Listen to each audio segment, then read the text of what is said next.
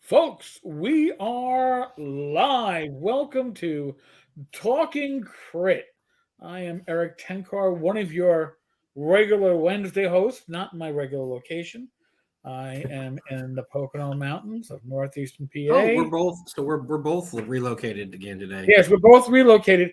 Beneath me, as he should be, is my once a week work spouse, Bad Mike Battalato. Um, Once again in a hotel. Not the work is done in the house. That's not the hotel I'm at. I'm at ReaperCon. You son of bitches, and I actually Ty will be here in a few days. We're going to see Ty here. At least unless he chickens out, he can't come. Maybe he'll have I don't know. He might be able to come, but no. At ReaperCon, they have the Denton Convention Center. I've been the last 3 years. It's been a great time because it is a miniature convention run by Reaper Miniatures, but they are having more and more RPG dealers and more RPG events. So it's been kind of cool to watch them slowly segue from probably 90% miniatures. Well, Doug and I went to one of the very first ReaperCons, like 2 or 3. It was 100% miniatures. I mean, there was or maybe 95%. They may have been a few games there, but it was pretty much all miniatures. It's down now. I mean, there's actually some RPGs and there's RPG dealers there, so it's great. So I'm here with our buddies Jen and Zach Glazer, and so no prize. Oh no, Joe, you're gonna miss ReaperCon. Come on, man, Joe. Look at all this. So he's missed. Oh man, with us. Oh yeah, let's get to this guy too. Yeah, this guy's. Yeah. Mike gets on a roll. This is the reason why he's the most organized man in the OSR. With us is none other than Greg Gillespie. If you don't know Greg by name yet, he's also quite often referred to as Mr. Barrowmaze, at least amongst people that I know, because Barrowmaze is what brought him to fame. And didn't that win like a North Texas or wasn't that like? Did not win that year. That was a tough year, if I remember correctly. There was some really good stuff that year, and then so. But Greg did win. He won for Forbidden Caverns of Arcade, and he actually won last year for World Deep. He has won. He's 2 for 2, or 2 for 4. I'm sorry, 2 for 4. He's entered all 4 of his mega digits. He won 2. And Barrowmaze. So what's great about Barrowmaze has become. You and I always talk about touchstones, Eric. About what are touchstones about this generation? Because we used to have touchstones. We were kids. It was T1 and S1, and you like you go to a convention, you get together like, oh man, what did you guys do in Tomb of Horrors? Where everybody been to Tomb of Horrors, so you could all tell that story. And then it got years later where there wasn't these touchstones because everybody's playing different editions, they're playing different systems. There's so much product out there now that you didn't have a touchstone. And my theory is, I think Barrowmaze is becoming one of the touchstones of the OSR. Yeah. I really think it is because so many people have played it and know about it. And it's still going strong after 10 years. Just celebrated its 10th anniversary, right, Greg? And so, yeah, it's going strong, and people have. It's become a touchstone OSR moment. I mean, there's not a whole lot of those yet. I mean, there's some, but there's not a ton of those. And we say Touchstone, we're not talking about the movie production company Touchstone. It's owned by Disney right now, and that would be a horror. No, we're talking positive ways. So great, yes. Thank you. We're talking the fact that everybody knows what it is now, and when you mentioned Barrowmaze, like, oh yeah, that's the one thing. That's the big dungeon with all the undead, all that stuff. So that's what you want. You want to be known, Greg. You want to be known as like, okay, I know what that dungeon is. I know what everybody does that. So it's pretty cool. It's got to be cool for you, Greg. Just know people are still playing that 10 years later. Oh yeah, it's very gratifying, and some of the funny stories that people just write me randomly and say, yeah, we were playing this in one particular section and somebody fell in a trap or whatever, and then it brings back memories of how my players went through those sections as well. And it's fun, it's gratifying, and that people of all the different things that people could play, that they choose to play something that I wrote's very humbling. So, and I do appreciate it, and thanks for having me tonight. Oh, of course. It's certainly a lot easier to have you on the show than with you and James Spahn at North Texas, where it looks like I'm being kicked in the crotch to celebrate your win. Speaking of touchstones. Yeah. That picture pops up every once in a while in my feed, and I always cringe. And folks, no Tenkars, no balls were damaged at all. It's just the angle of the camera and It's the a weird timing. angle for that. Yes. Yeah. He's lying. There was permanent damage done that day. Well, I can't speak for any mental, damage that may have been done. I'm just saying physically there was no damage. And yes, we already got some great questions coming in already. Greg, are you still Canadian? No, Canada blows. We're trying to, honestly, I've been trying to get him to move to Texas for years because he would fit in so well to Texas. It's not even funny. He's a Texan at heart. He doesn't know it yet. I was a Texan in a former life. I'm convinced. Yeah, he fits in here perfectly in here. Canada blows. So one of the reasons we have you on this week is you kind of bumped Zach. Zach was going to be our guest here. Oh no! And we're just like, oh, this is easy. Zach's here. We'll just have Zach walk in the hotel room, or whatever. And so you have a game and a Kickstarter, and you kind of had a, hey, we got to release. Let's get something out right now. We're going to put this out, and you wanted to do this on our show and talk to us, and we're like, yeah, we'll take you in a second. So, there's been a lot of months of work and speculation. You finally have released the name and the game itself. It's called Dragon Slayer, and no, it is not the Disney movie Dragon Slayer. It is not based on the Disney movie Dragon Slayer. It is not in the world of the Disney movie Dragon Slayer. It has nothing to do with the Disney movie Dragon Slayer. Because I saw you answering those questions over and over again on Facebook, and no, I don't even know what an RPG about Dragon Slayer would even be. It was one movie that came out 40 years ago. It doesn't make any sense that you would have done that. So no. So anyway, this is a old school rule system. And you, I'm telling your story right here, but this was your reaction to no longer using Labyrinth Lord. You decided to come up with your own system, and this is it. So just go ahead and you have the floor. Go ahead and tell us all about Dragon Slayer and how it came about, and what kind of a system it is. Sure. So, pardon me. This all came about, so as everyone knows, so I've been writing my Mega Dungeons, and I had my home game. And when I decided to try my hand at publishing RPGs, Labyrinth Lord was the game that was closest to my home game. And for those, if you've read through Barrowmaze or you've read through Highfell or Archaea, I've always incorporated a lot of first edition material. So my home game was very much that mix with the BX engine, with all the AD&D Chrome, and then my own house rules and tweaks. So as things have moved along and Labyrinth Lord has died on the vine and OSE has replaced it, I just came to the point where I just didn't want to be beholden to anybody else. I didn't want to be beholden to anybody else's rule system. I wanted to write a rule set as a creative exercise that I can publish to for the rest of my publishing days. I don't have to worry about anybody pulling the rug underneath my feet. I don't have to answer to anybody else. I can do my thing, and then also make that game available for other people if they like it and they want to write adventures or supplements or whatever. So there'll be a compatibility license for it too. So what I'm trying to do with this rule set is I'm using BX because I have great respect for the elegance of Moldvay Basic.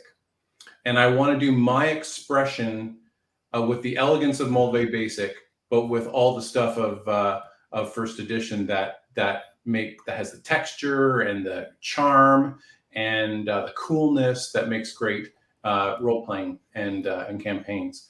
So that's what this is really all about in its essence. As sort of like the broad brush stuff, we can get into more of the nuts and bolts, but that would be the short brief. Kind of like the elevator pitch. Now, when I did my blog post on this, I could have grabbed the Dragon Slayer image words, but this image here, to me, speaks volumes of what I'm expecting from this project. I'm guessing this is going to be the cover art because it is spot on. Oh, it's bang on. Yeah. So when I was working with Jeff, I asked him to, I wanted to incorporate a little bit of the dwarven geometric aesthetic that you find in Dwarowdeep, just as like a little bit of an homage to some of my recent work. And then I wanted to have the adventures looking, so the viewer is using the eyes of the dragon, looking at the heroes. Okay, it's evocative. It really, really looks good. Your choice of artists cannot be criticized at all. That is, Well, it took about a year and a half of Canadian polite bugging to get him to do it. So I'm thankful. Nice. Now, you have, with this system, like you said, it reads to me like this is BX with some 1E crunched into it. Like mostly, I'm guessing mostly spells and or weapon options. Yeah. So if you think BX plus classes, monsters, spells, etc., but everything has been condensed. So, one of the things that I pride myself in terms of my writing is my ability to take a lot of information, convey it in as few words as possible, and do so from the standpoint of you're at the table, you're playing, you go to that spell paragraph or that monster paragraph, what do you need to know? So there's that. Then overlapped on top of all that are the things that are part of my home game. So one of the things, character creation, very straightforward. If you've taken a look at some of the sample material I've put up, one of the main differences comes with dexterity. So where one of the things I always hated about AD&D is so if somebody throws an axe or throws a hammer, are you using like your dexterity score to hit and your strength to damage? What are you supposed to do? And I just think that's kind of confusing. So you use your strength for your melee to hit and damage. You use your dexterity for any missile, weapon, attack and damage. That streamlines that. When you get to races, one of the things that you're looking at is the introduction of the Cyclopsman from Dwarowdeep. So that's really the main change there. I've got a couple other tweaks with dwarves and with thieves. They've got the appraise skill, so it makes evaluating gems and things that you find a little easier at the table. What you've got here is a sample layout page for the thief. So in this example, you've got the a very short write-up. You've got the options that the class provides. Then you've got fast facts. So I always think in terms of when you're playing at the table, like you always have people that just like the only interface they have with the game is when they show up to their game night once every 2 weeks or whatever, right? They may not be listening to YouTube channels. They may not be following forums. They just show up that night. So with each character class, there's a fast pack so that you can equip a character very quickly. And then there's a little bit of an explanation of each thief skill that with just a little bit of detail on how to play that. And then also so that you don't have to change, you don't have to flip pages. You've got your racial thief skill bonuses there for each race. You can effectively do everything from these 2 pages, and each class will have 2 pages, that face each other just like this. So everything's right there. It's going to minimize page flipping. And then that amazing art by Ken and James. Okay. Mm-hmm. Yeah, Tammy is saying clean layout. It is. It's a very nice, easy to read layout. Even I'm looking at this on a laptop screen, and it looks sharp. And we're all getting older, so The other thing too, Mike and I have chatted about this at North Texas before. We want some minimum font sizes. Like, do not go under these minimum. Amen, brother. Yes. Now, so I have chronic dry eyes, which are worse in the evening, and most often than not, more often than not, you're playing in the evening.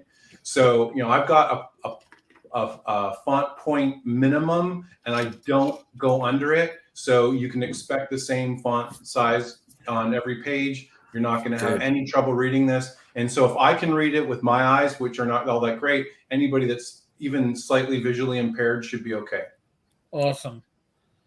Yeah, it's amazing how some of these, it doesn't happen as much nowadays. Every once in a while it does, where you don't realize that people don't realize their audience is older now, especially for OSR stuff.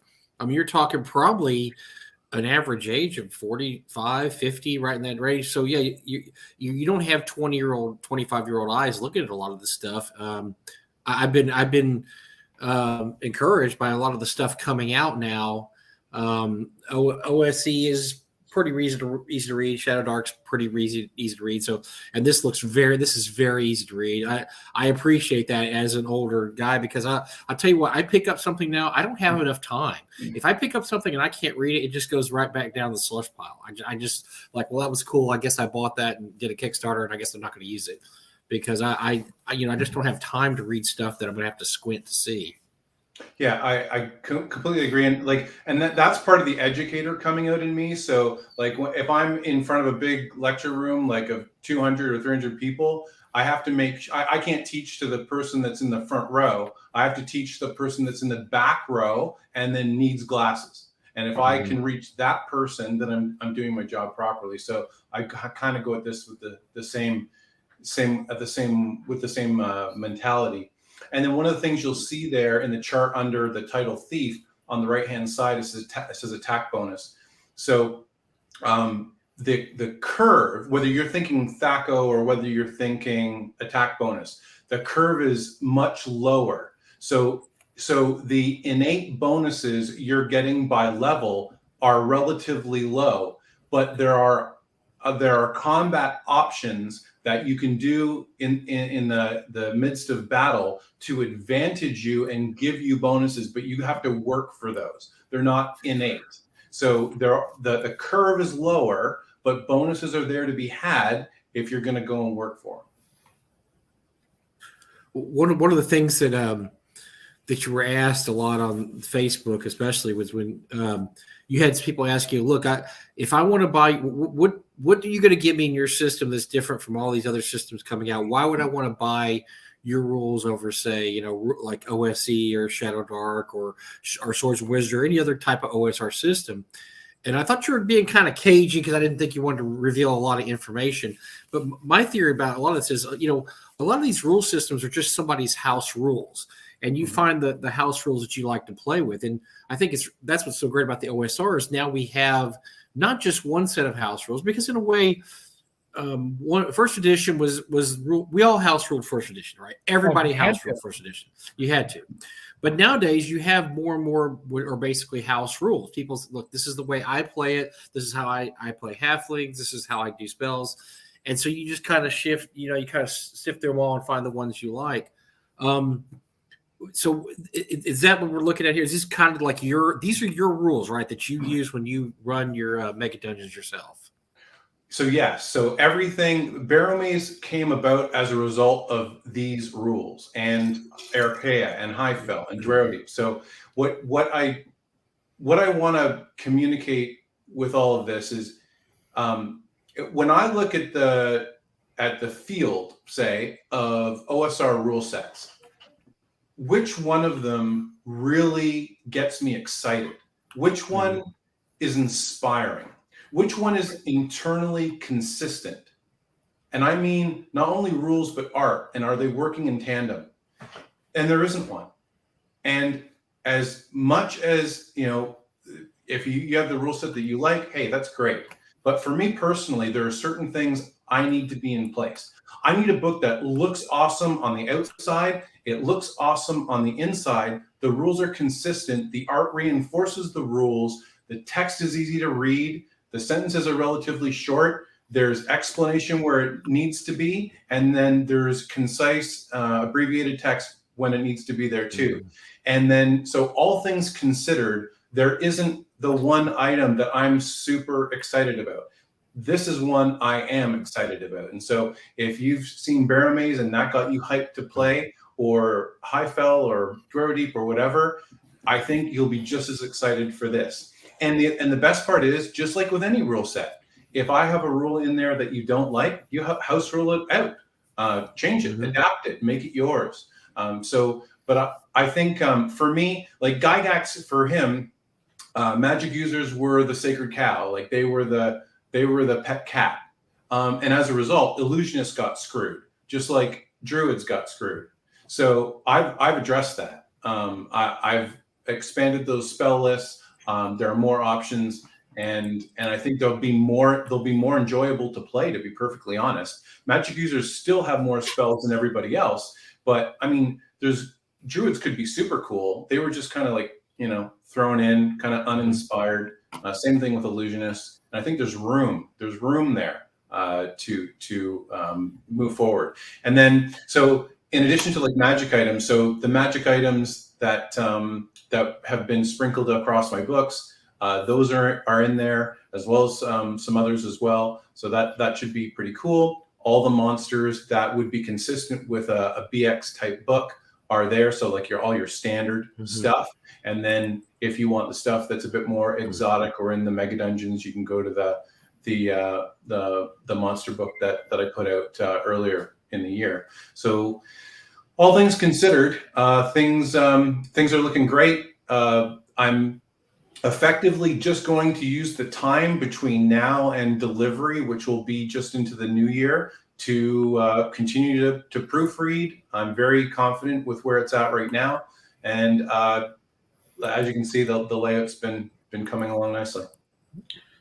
Ty wants to know what you're doing with Western monks. That's so tough. The monk from AD&D is more like the Shaolin monk. So I've tried to revise it to more of a monastic Western monk. That's cool. And here you see some layout pages from the Demons and Devils section. And again, I had to task Ken and James because he's brilliant and uber talented. And as you can see, he just crushed these Demons and Devils. Yep. So going off on a tangent here, artwork is very important to you. I know that probably of all the OSR guys out there, you may spend the most time and money when you're doing a book, making sure the artwork is matches what your vision is, and you also pretty respectful of the old school guys. You've had Errol Otis do stuff. You had the late oh God, I forgot his name, Russ Nicholson. Do some, just oh my gosh, did a great piece. Russ did a great piece for you. Do you just? But you've also found some newer artists that match styles really, really well. You don't. It's like everything that's in there looks. It fits in where it's at. It fits in perfectly with the OSR style. And I guess that's part of your thing, right? I mean, you're looking for a certain kind of a look when you look at the art. Yeah. So I go about it from there. When I look for certain talent in the art. If that person has a background in RPGs that knows the material, that's great. If they don't, I can coach them up. And it's rare to find somebody like Peter Pagano or Ken and James that both have the artistic skill and also know the material. That's when you're in your sweet spot. And these two guys I know so well that I can put forward a short brief, and they already know. They can see in my mind's eye what I want to deliver, and away they go. And then some other people, like, because you're always trying to find new artists and coach people up. And I've got another fellow who's contributed and doing a great job too. And he has the skill, but he knows comics, but he doesn't necessarily know D&D specifically. So I've had to bring him up to speed, and it's a process, and I enjoy it. I really. It needs to leap off the page. Like if the art looks like dead letter, then it's not going to be inspiring. It's not going to be exciting. And when you flip through this, you're going to be like, wow, like this is amazing. All right, you have a question. Will the monsters from the Mega Dungeon Monster Manual be in Dragon Slayer? So the short answer is no, with a proviso. So the things that you would find in a BX style book, so goblins, kobolds, hobgoblins, stuff like that, like the standard stuff, those have to be in the BX, in the Dragon Slayer book, because that's the base manual. But other than that, no. Okay. Sorry, I'm swapping out pages here. Mm-hmm. I want to get back to the Kickstarter page, because I mean, some of the stuff, the detailing of this artwork is much better to be viewed. Yes.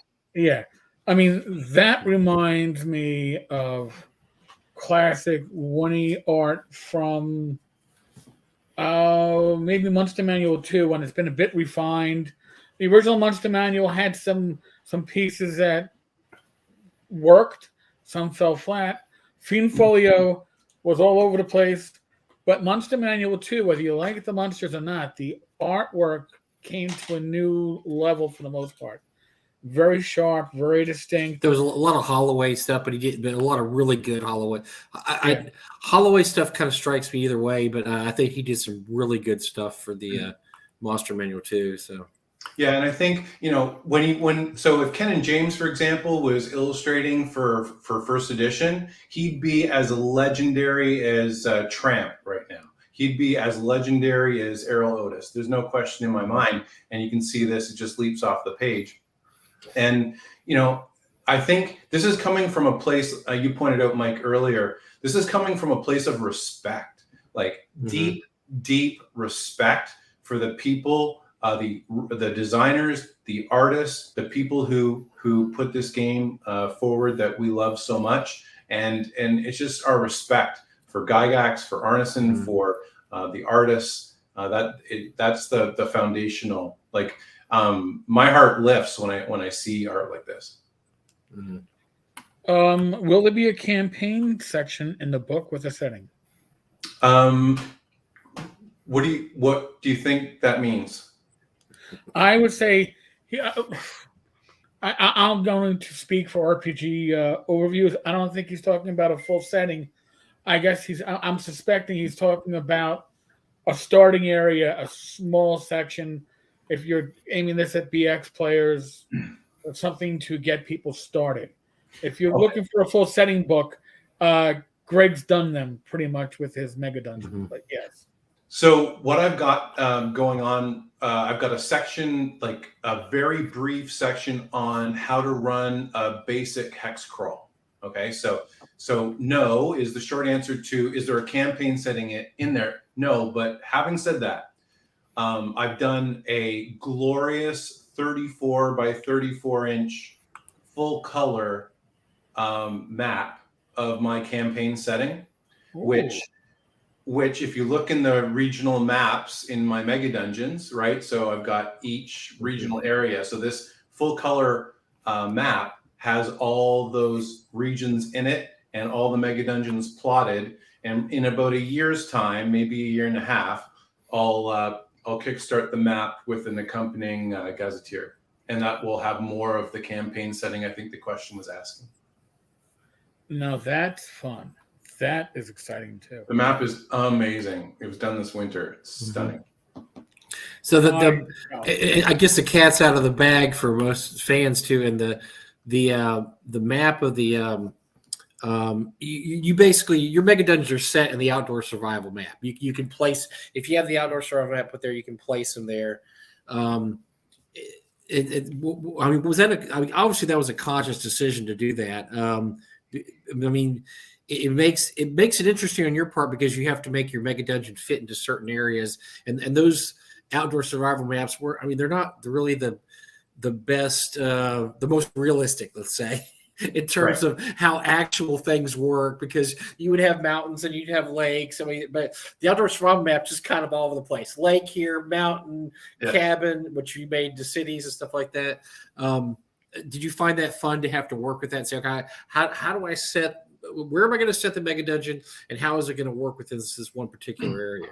Honestly, it was seamless. It really was. It continues to be seamless because I had vision for it all at the start. And you have 2 more. So you always told me you had plans for 6. So you have 2 more coming that are going to fit into 2 more areas. Yep. I know this is looking way ahead. So what happens when you fill up the outdoor survival map and there's nowhere else to put a mega dungeon? Well, by then, Dragon Slayer will have its feet. People will be writing adventures and supplements and whatever, and we'll see what the future brings at that point. I think what I might do at that, we're looking way down the road, is I might try my hand at, your standard TSR style 32 pager. Interesting. Yeah, but you don't want to do the same thing for the rest of your life, obviously. No. I mean, you'll have done it 6 times by then. So it's like, okay, let's move on to try something to challenge myself some other way. I mean, that makes sense. So does this mean other people are going to be able to write in your world eventually? Maybe write an adventure set in that world, the Dragon Slayer campaign world? Or well, I mean, we'll cross that bridge when we come to it. Very cool. Nice. But I mean, I really want this to find legs of its own. I want people to be inspired by it, and whether they write tiny little supplements for free or adventures or whatever, it doesn't matter.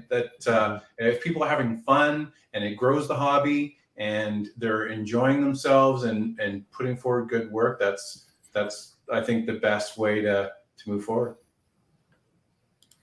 Now when you were so the name Dragon Slayer, where did that come from? Because I remember you and I had several talks a while back, like, hey, here's some interesting names I'm thinking of. I don't think I liked any of them, right? If I remember correctly, but I do like Dragon Slayer. But not only do you have kind of obviously confusion with some people, like, oh, is this based on the movie that came out 40 years ago, but there is another Dragon Slayer RPG is supposed to be released, and I don't really know anything about it, to be honest with you. I don't know if it's 5e, is it? I don't know what it is.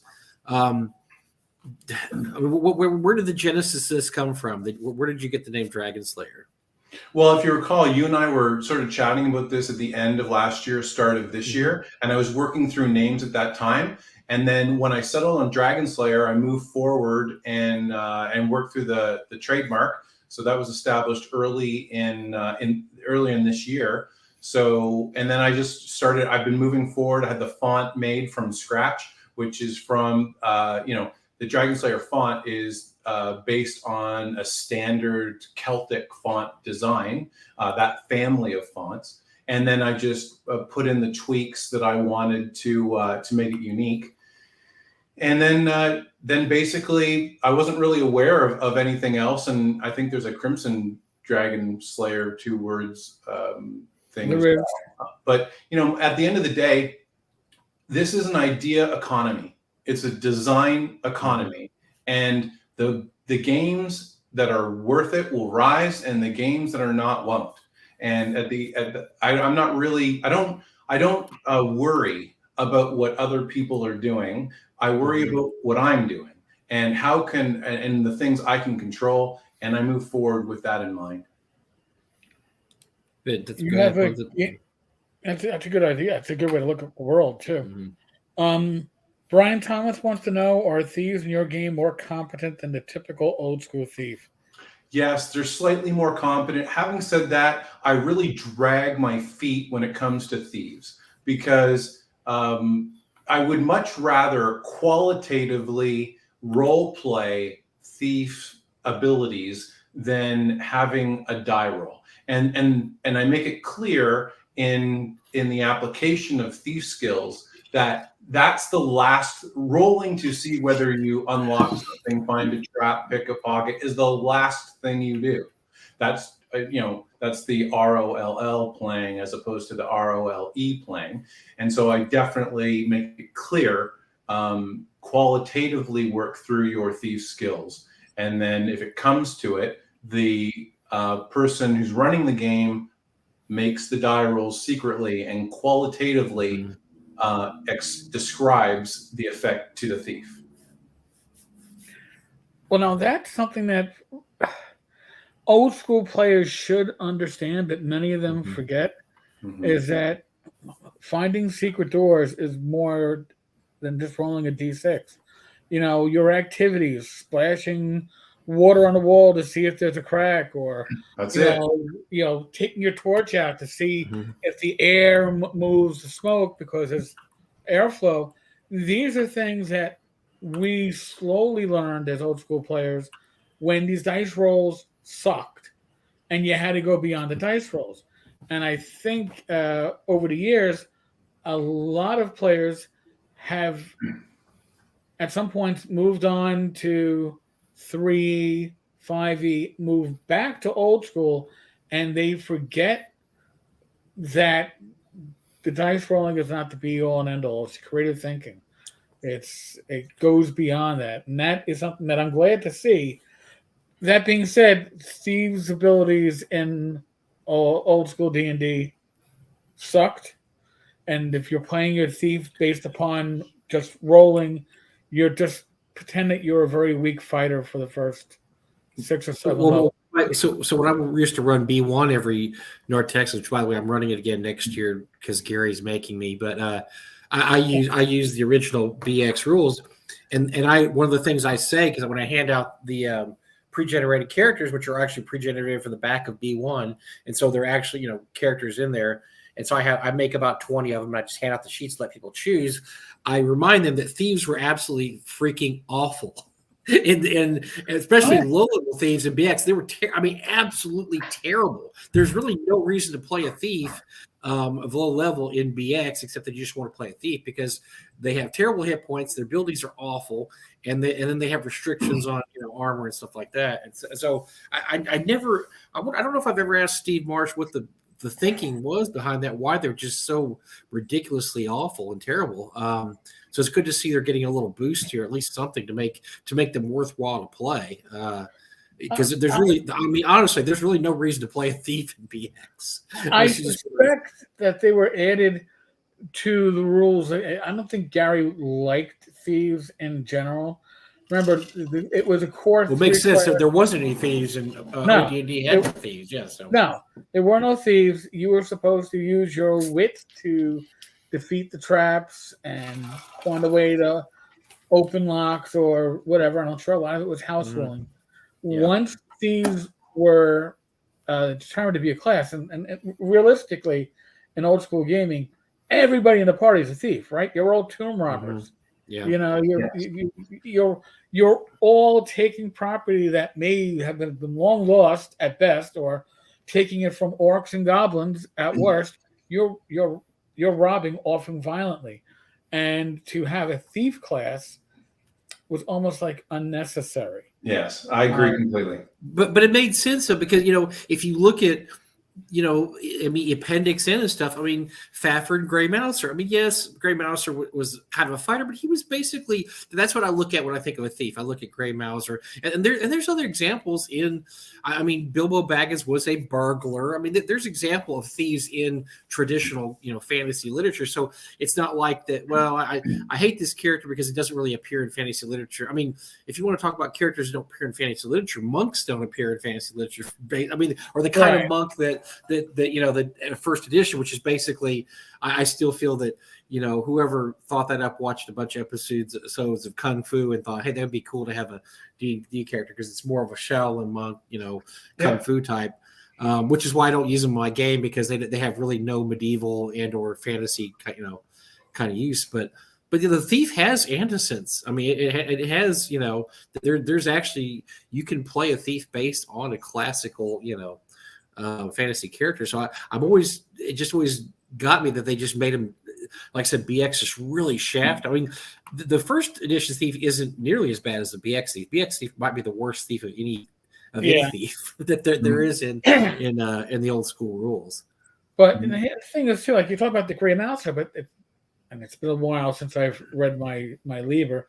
But the Grey Mouser was a dabbler in a lot of stuff. He did a lot of things. He did spells. He was a fight. Yeah, he did all kinds of stuff. Which is why I'm assuming 10th level thieves can read scrolls. I think personally, if I was going to get a Grey Mouser class designed right from the ground up, it would have to be kind of like Tunnels and Trolls has a class that is a caster and a fighter, and there's no thieves in there, right? That's another game without thieves, because everybody, it's assumed you'll just figure this shit out.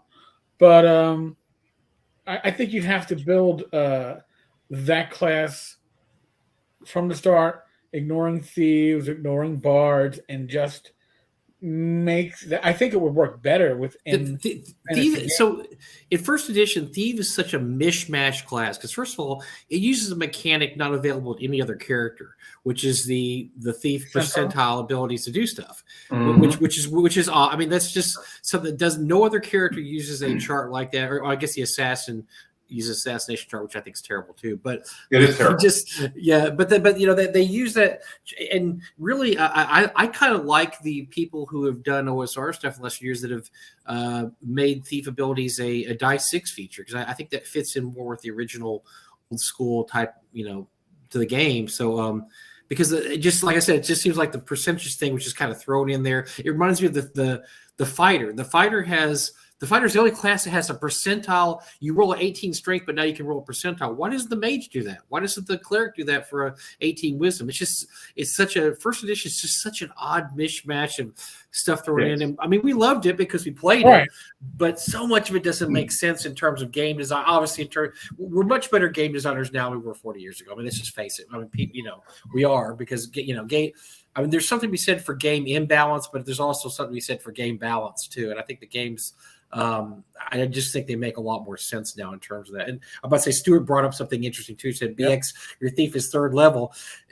But see, my problem with that is, Stuart, they're using one mechanic to make up for another mechanic. They're saying, oh, well, look how fast your thief goes up. Well, I got an idea. Instead of making your thief go up faster, just make him more competent, and then they won't have to go up faster. And then, so I don't know. So I understand your point. I just think just make the thief better, and you won't have to make him.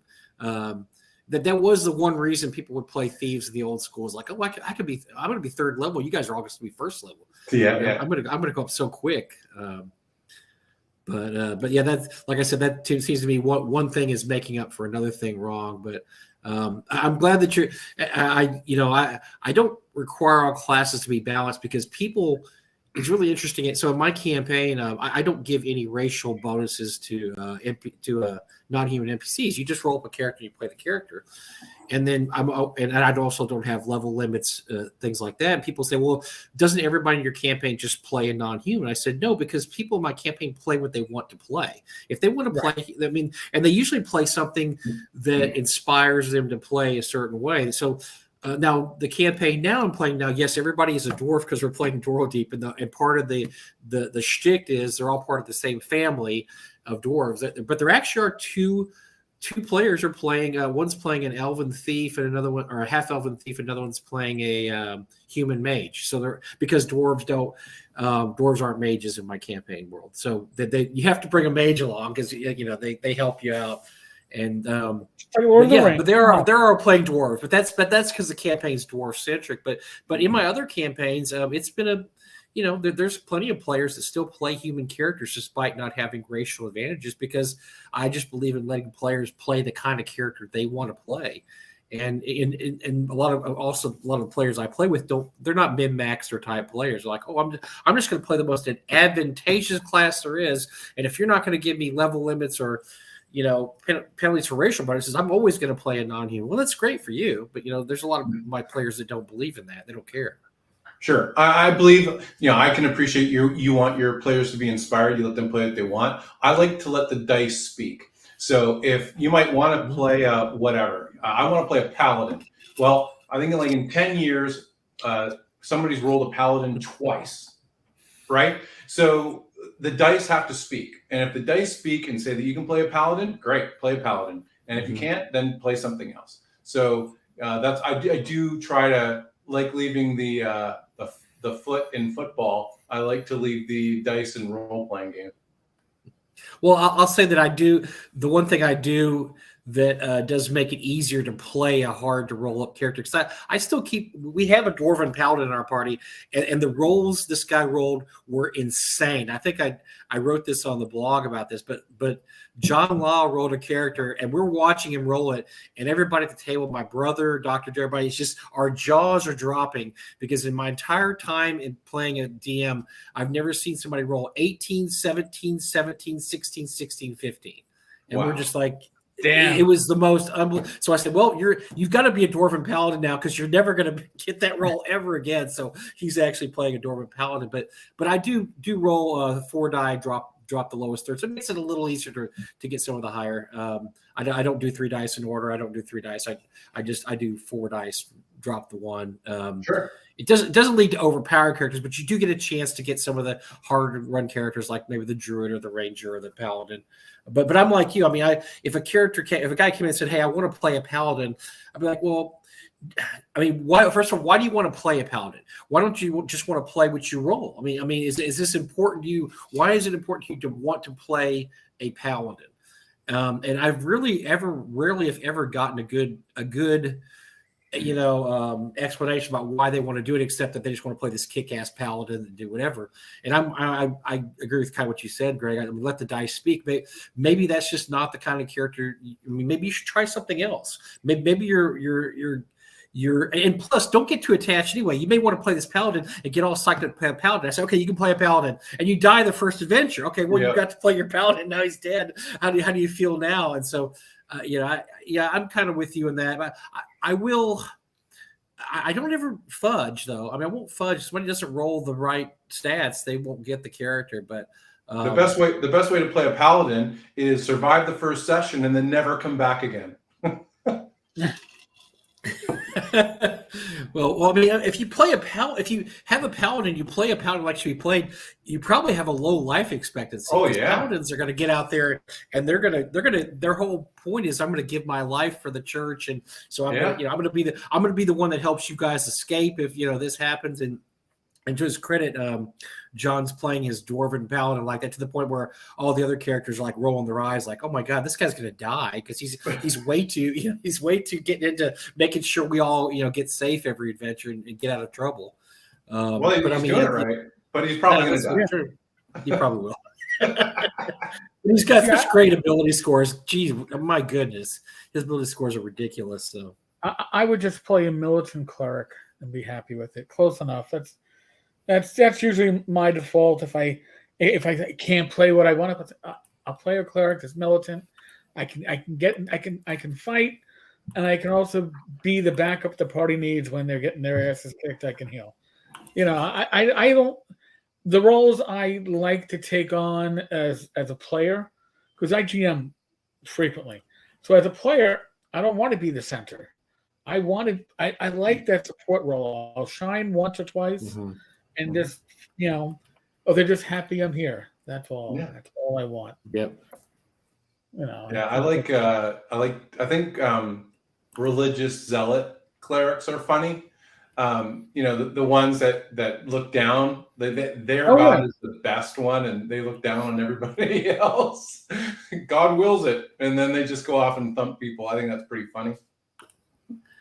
Well, sometimes the best clerics are the one. So I don't want to talk about my campaign world too much. I want to talk about Greg's, but in my campaign world, clerics will only raise you if you're of their religion.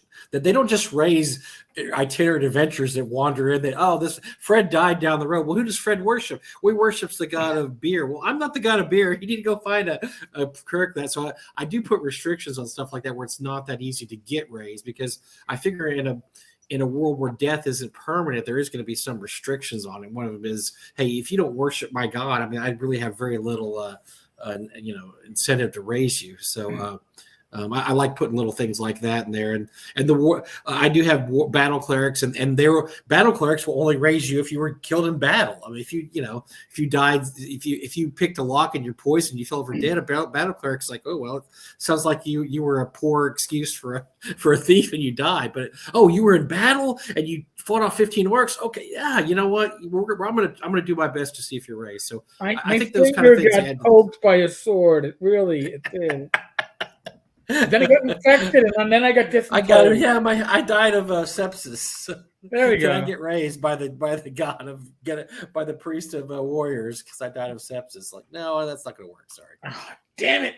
Yeah, I mean, speaking of role play and raise dead, I do take a point like with Speak with Dead to point out that has to be role played. Like the dead don't want to be disturbed.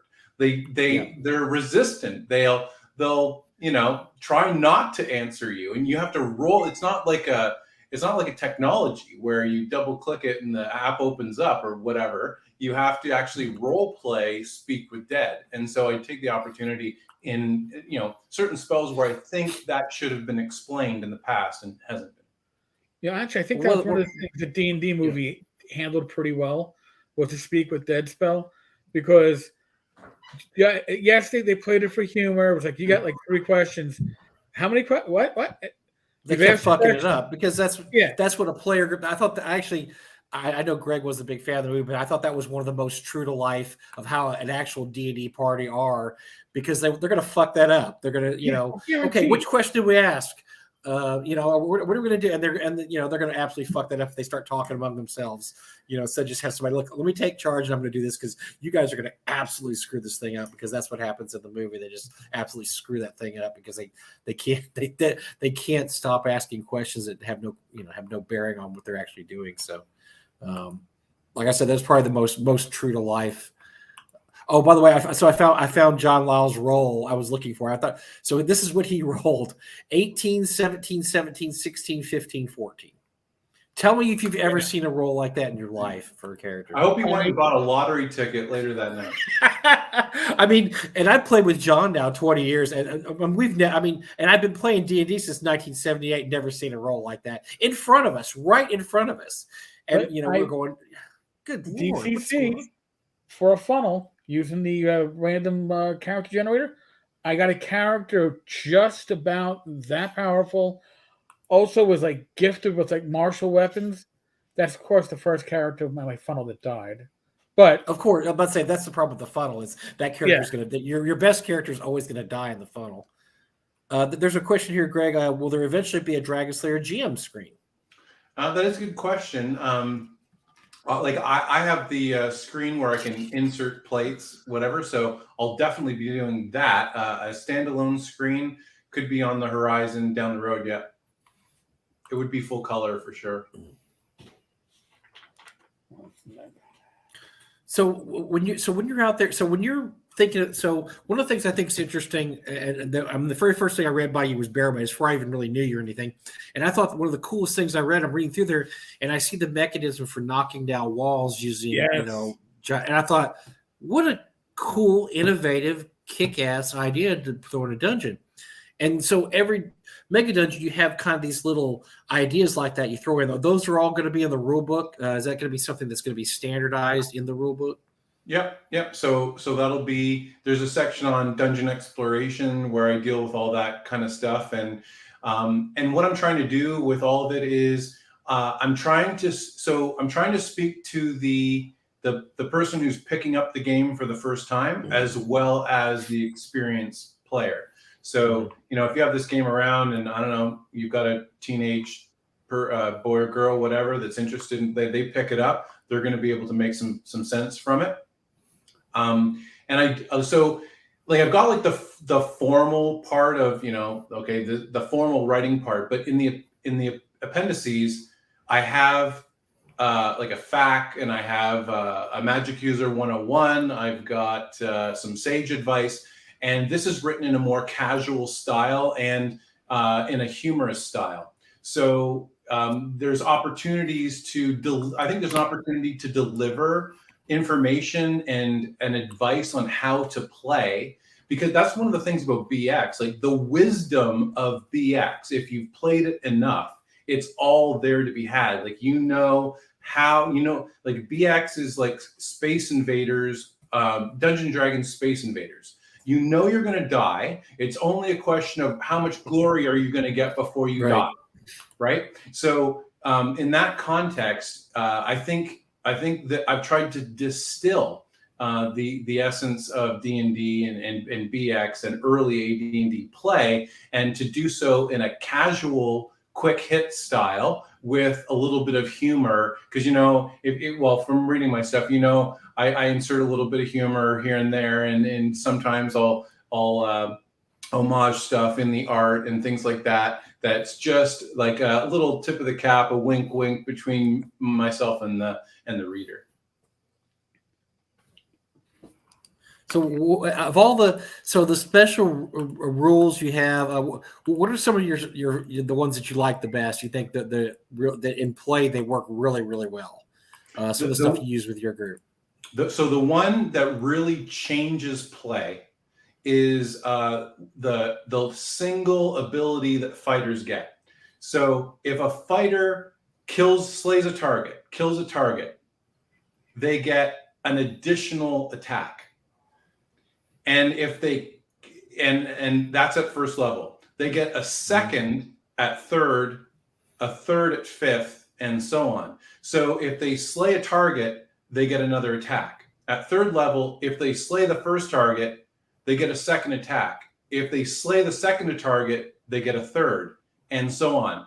So if you think about that tactically from a rule standpoint in combat, you absolutely want to pepper your targets before you send your fighters in, right? So all the things that were important in miniature wargaming, that were important in AD&D play or BX play, but really was the wisdom at the table rather than emphasized in the rules, I have emphasized in the rules.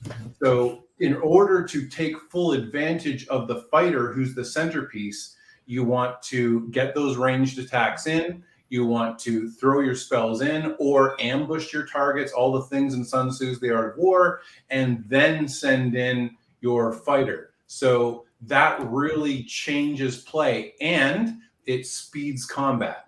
And even though we're accustomed to fast combat in the OSR, I think it speeds it up even a little bit more. And I think it makes it pretty exciting for fighters. It breathes life into fighters. I like it's very tactical too. I play D&D at I always joke because when Doug Ray used to run a very storytelling game, and we gave each other hell because I'm not a big storytelling gamer, but I like to run very tactical games. He didn't use miniatures, he didn't use maps, he didn't use anything. I like, how do you run a game like that? You have to do tacticals. But I understand some people don't like tacticals. I like tacticals.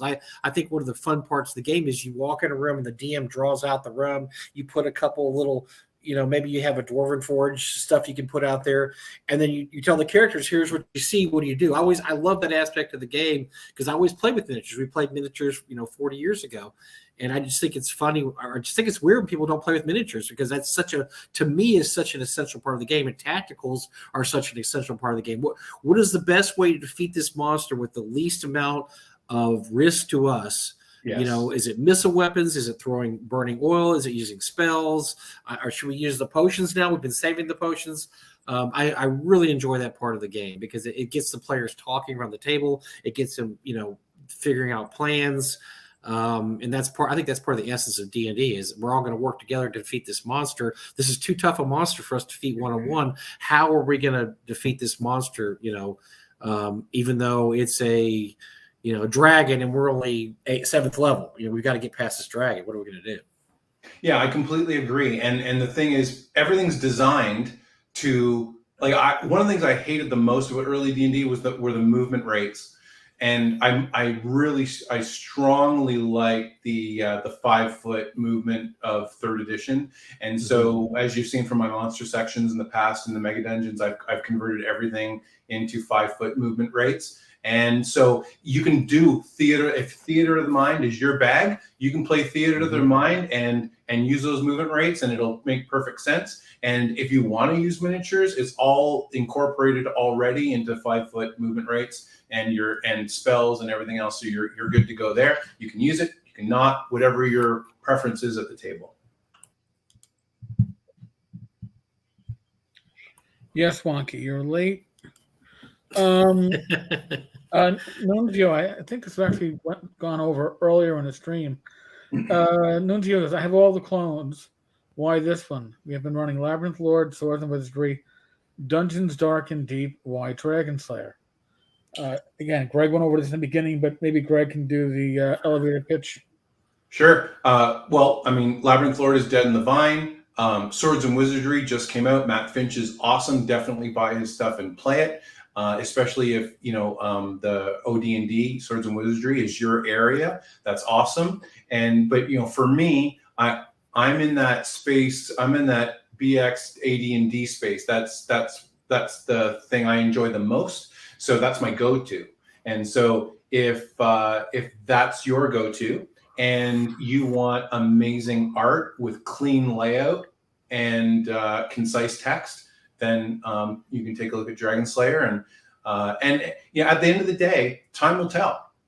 Time tells with everything. So as I said before earlier in the show, if it's an idea economy, the things will rise to the top, things will fall down, and we'll just see where things go. I'm confident that if you've liked anything I've done in the past, you're definitely going to like this rulebook.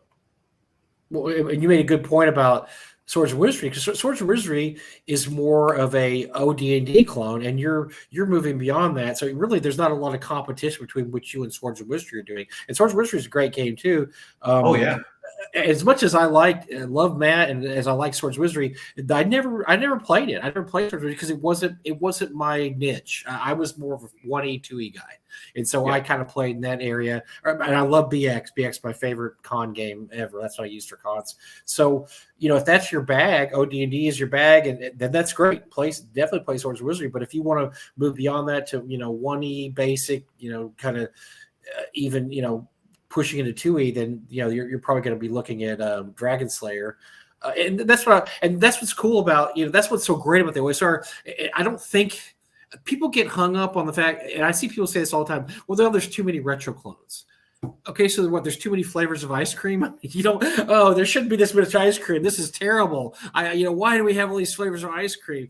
I just don't get it, because just find the one that, if you want to play 5E but a little more lethal, play Shadow Dark. That's what it is. It's 5E with more lethality in it. If you want to play everything has its niche, right? So if this is going to be your niche, and I think it's a good niche. It's the 1E, BX niche. It's Labyrinth Lord, but taking Labyrinth Lord a little farther. I just think it's it's going to scratch my itch, because we play a kind of a mixture between 1E and 2E, which is right in that right in that range. Although I do admire BX quite a bit. I'm a huge fan of basic D&D, but and actually it's funny, because as much as people talk about BX, because OSC is basically, then you have OSC, which is basically a pure BX clone. It's BX. That's what it is. It's BX updated. BX had a very short shelf life. People don't realize what a short shelf life BX had. Oh, it did, before it became a BECME.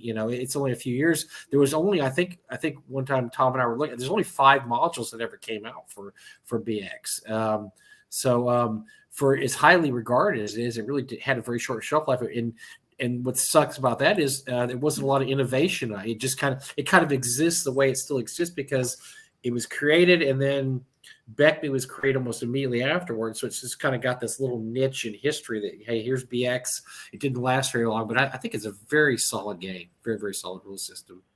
Oh, sure. Yeah. And at the end of the day, all these games are like first cousins, right? So we all have overlap, and yet each is separate unto itself. And so I think that there's room at the table for everything, for, everyone's, if you want to, rally your resources and bring things to bear and bring it to market, then great. And as I said, at the end of the day, people will choose, and you'll see where it goes from there. And you're so. I mean, I've played. I had a very long campaign in Highfell. We started our team, and we used 2E rules both times. And it was all on the fly. It's very easy to convert any of your mega dungeons to whatever old school system you want. It's really not hard at all. I had absolutely no issues converting it to 2E. So any old school system you want to play, the mega dungeons work great with. I mean, they have stats, but the stats are very, especially old school. Most old school stats are very malleable. You can change it to almost anything you want. Yeah, for sure. There's room for that. I played a ton of 2E myself. I just was not a fan of the proficiencies and the classes. Just everything just felt so locked in that that's part of it that didn't appeal to me. But played a ton of 2E as well, for sure. So somebody said here, I thought this is interesting too. I'm very glad Greg kept races as a descriptor. So you didn't want to use species or lineage, or what is everybody doing now? I don't know what are the kids doing now? What are they calling race now? It's always something. Well, okay. So just let's speak very plainly about this. Each generation will make and remake things to suit their present. And that doesn't necessarily mean it's a good thing. So at the end of the day, there's a certain segment of people that bring a lot of baggage to certain words. And I don't see the world through that lens. So I don't have any problem using the descriptors that were used in the past. It's the parlance that we use to say whether you're playing a dwarf or whether you're playing an elf or whether you're playing a human. And I don't have any issue with that at all. And the other part, I think you can overthink these things. Let's not overthink them. And let's not judge people, because if someone wants to use lineage, great. If somebody wants to use race, great. Do your thing. Yeah, I think that's one of the things that's good and bad about the OSR. It's great that I think you have a lot of people here that are very accepting of stuff like that. But then you also have, and honestly, a lot of times it's the old grognard that won't change. Like, I can't believe people use this or that. When it's not affecting your game, don't worry about it. If the 19-year-old kids around the table want to say ancestries, go ahead, say it. You're not affecting my game. I don't care. I'm going to use race because that's just what I was brought up using. I'm going to say race, and it's not going to affect my game one way or the other. What you use in your game, and for the most part, that's what's great about D&D. What happens around your table happens around your table. You don't have to. The TSR police are not going to, or the TSR police, God almighty, that's an old one. The WotC police are not going to kick in your door and say you're playing the game wrong. Unless the Pinkertons come. They might. Unless the Pinkertons come. But just don't let them in. They didn't have a warrant. They can't come in without a warrant. Come on. But this is a tail chasing game, right? It's just circular. It goes round and round. And when all those people move on at WotC and a new group of people come in, they'll want to use some other name. And then what you do is you erode the common vernacular of the fan base. Uh-huh. And then we have less and less and less and less in common. And I think that's a mistake. That was a mistake with Hit Dice. It was a mistake with other things that they've done. But there it is. So I choose, because at the end of the day, it's a question of taste. And it's a question, and as a historian, I have respect for the past. The past isn't something you go back and trash. The past is something that you go there to appreciate and to learn from. And so when I think about the game, when I think about what the game has done for me as a person, it was like the entry point into literacy. It was an entry point into human history. It was an entry point into understanding games and how they work.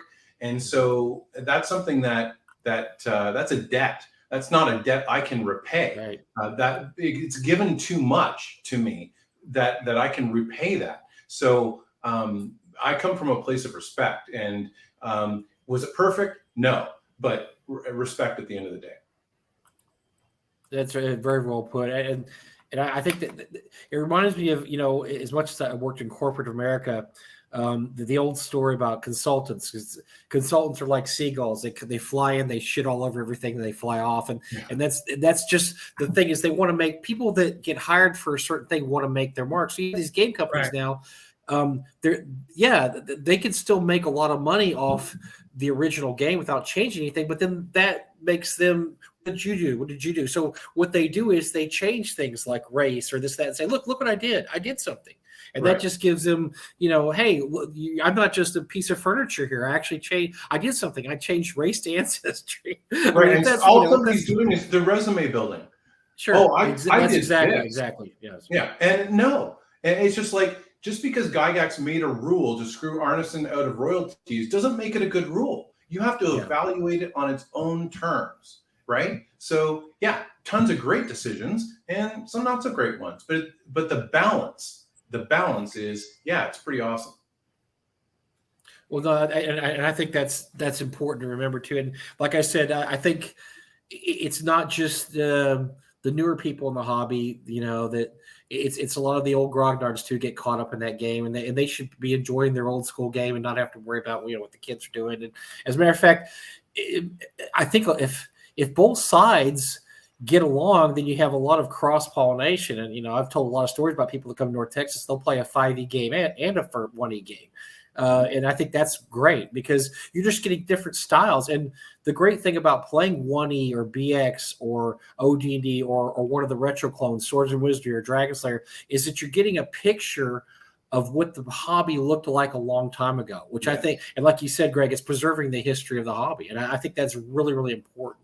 Yeah, if we don't do it, nobody's going to do it. And I think that's one of the, of all the things we can disagree about in the OSR, that's one of the things we can agree on, that we do have reverence for the past, that these things were important and valuable, that a classic game was made that quite honestly doesn't need to be made. It's Monopoly. It doesn't need to be made and remade and remade and remade.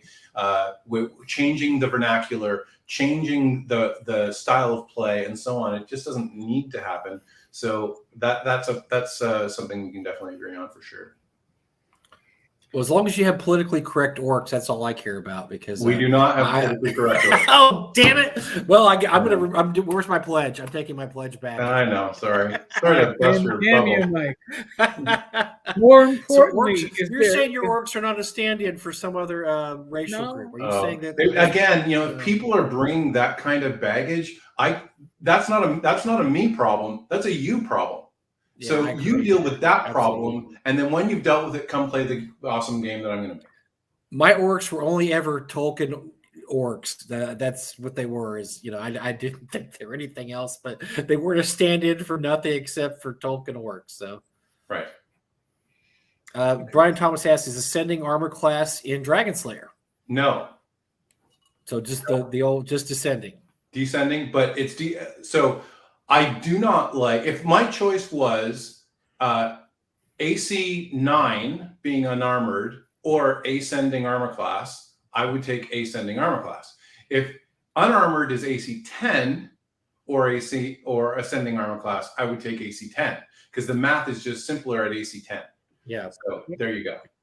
And the great thing about ascending and descending is it's really easy to work in your head anyway. That should never be a game breaker because you can easily change that back and forth. Yeah, I completely agree. I think THAC0 is easy. I'm always shocked when we have a guy playing with us now who's a real big 3E, 5E guy, and he has had the hardest time wrapping his head around THAC0. Like my 9-year-old grandson could do THAC0 way back when. It's not that hard, dude. It's just math. So you can always bring that in, whatever one you want to use. It's easy enough to bring. But again, because my power curve is so low, you don't have to worry about thinking. You're going to have your combat matrices at the bottom of your character sheet. AC 10 to AC 0, and that doesn't change for quite a few levels. Unless you're taking advantage of the combat tactical advantages you get. So at the end of the day, you're not making that calculation as often as you think you are when you're playing Dragon Slayer. All right. Are you sticking with the BX 14 level cap with Dragon Slayer, or are you going to go like Advanced Labyrinth Lord did and go to 20 levels to incorporate more powerful AD&D spell levels? So what I've got is it goes up to, so on each character class page, it goes to 10, and then it gives a number, a base number you need after 10 for each level after that.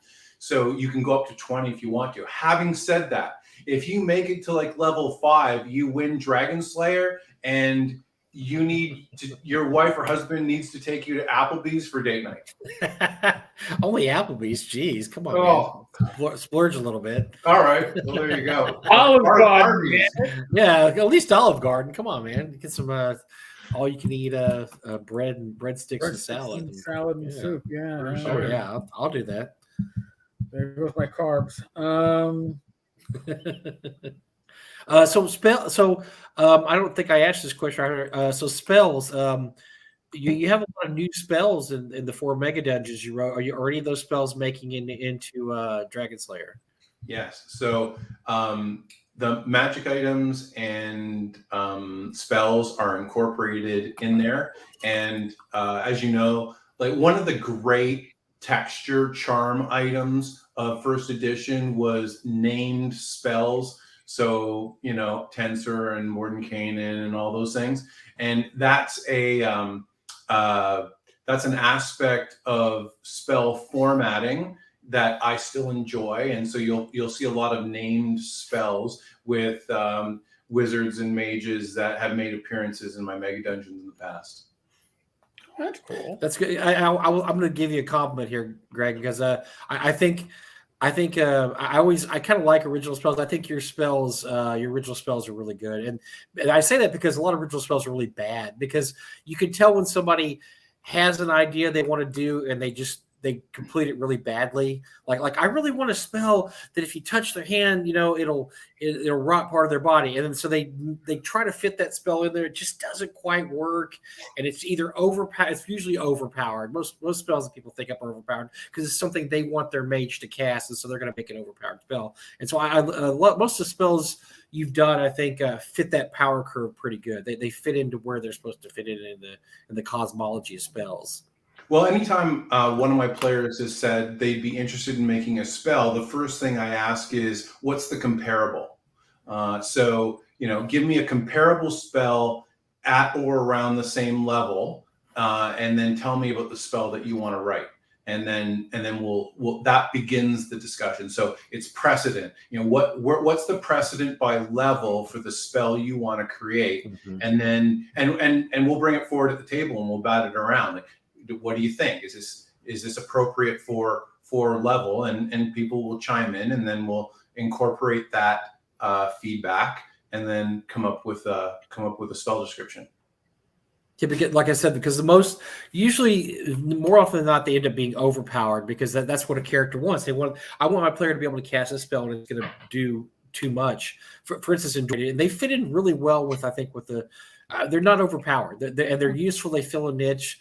One of my problems I have, especially with first edition, is I don't know how a lot of those spells got into the spell list. There's some really lame, bad spells in there because you sit there and you play for 40 years and you're thinking, I played for 40 years and nobody has ever used spell X. Maybe that's not a good spell. If it's never been used in 40 years, it probably, there's probably should be a substitute spell there. So I'm always one for, making sure that, hey, is there a spell here that would actually be useful? Not overpowered, but actually useful. But like you said, is it comparable to a spell that's already been created? It's just maybe it's a little more useful. I mean, there's some spells like Fool's Gold. Fool's Gold was an old first edition spell that nobody ever used, which made copper look like gold. I can understand really, really narrow niche situations where that might be a great spell. But if they'd expanded a little, maybe it could have been a better spell. Maybe it applies to more situations or it does different things better. And I think you do that really well, Greg. I think you make sure that it kind of fits into a lot of different situations. So, yeah, I think if you think of like offensive spells, defensive spells, utility spells by level, and then you sit back and say, what options does a player have to, if they're casting at first level, if they're casting at second level for offensive, defensive, utility, and then you think in those terms, and then sometimes the options, like as you pointed out, there aren't many. And then so that's where you can see a need, fill a need kind of thing. So Robin Irwin asked earlier, where was it? This is crucial. Will there be a 10-foot pole on the equipment? Greg answered yes. Yeah. Oh, yeah, yes. Okay, I'm sorry. I by the way, I hate the 10-foot pole. I don't allow it in my game. I want you to get a 10-foot pole, Greg, and I want you to walk down a hallway of a house and tell me what that 10-foot pole And then they is. want to give the halfling the 10-foot pole, right? Because you're going to tap ahead. Yeah. That's why you have a spear. Just use your spear. Plus, you know what's great about a spear? You can stab people with it when they come up on you. So you don't need a 10-foot pole. You just need a really long spear, and you'll be okay. Yeah, my players would have a 10-foot pole, and then like a door would fall from the ceiling and make it an 8-foot pole, and then the 8-foot pole would become like a 5-foot pole. Now it's a spear. Oh boy! Yeah. They have to cut, yeah. $299 backers, one more to hit 300. Hey, let's do it. Yeah, let's hit him 300. We got you over 19,000 too. So, yes, definitely. This is well worth backing. It's like we say, there can't be too many flavors of ice cream. There can't be too many kick-ass OSR games out there. Who is knocking on my door? It's Zach. He's pissed that I took his spot. It's got to be Zach. Hold on. Tell him I'm sorry. Talk amongst yourselves. Everybody get together, talk amongst yourselves. We'll have a coffee click in a few moments. I wasn't talking about you. I heard Greg talk about you. You talk about me. I'm getting shit talked. You're right. It was an irate Zach Glazer that swears. Oh no! Which I don't remember talking about him at all. I wouldn't mention. And to the computer. No, I didn't Zach, say you tell him I'm sorry. He said he's sorry. He didn't mean it though. He crossed his fingers. I'm sure. Yeah. My shoelaces are crossed. I didn't mean nothing. Could you hear me down at your room? No, I said that loud. You got back from dinner.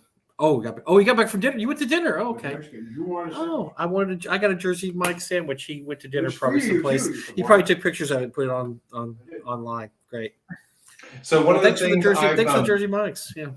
One of the Facebook groups I'm a part of, somebody's been like coloring in their monster manual, and I've decided that as soon as the Dragon Slayer book is out, I'm going to buy like a very elaborate set of colored pencils, and I'm going to color in my my monster section. Oh, nice. That's good.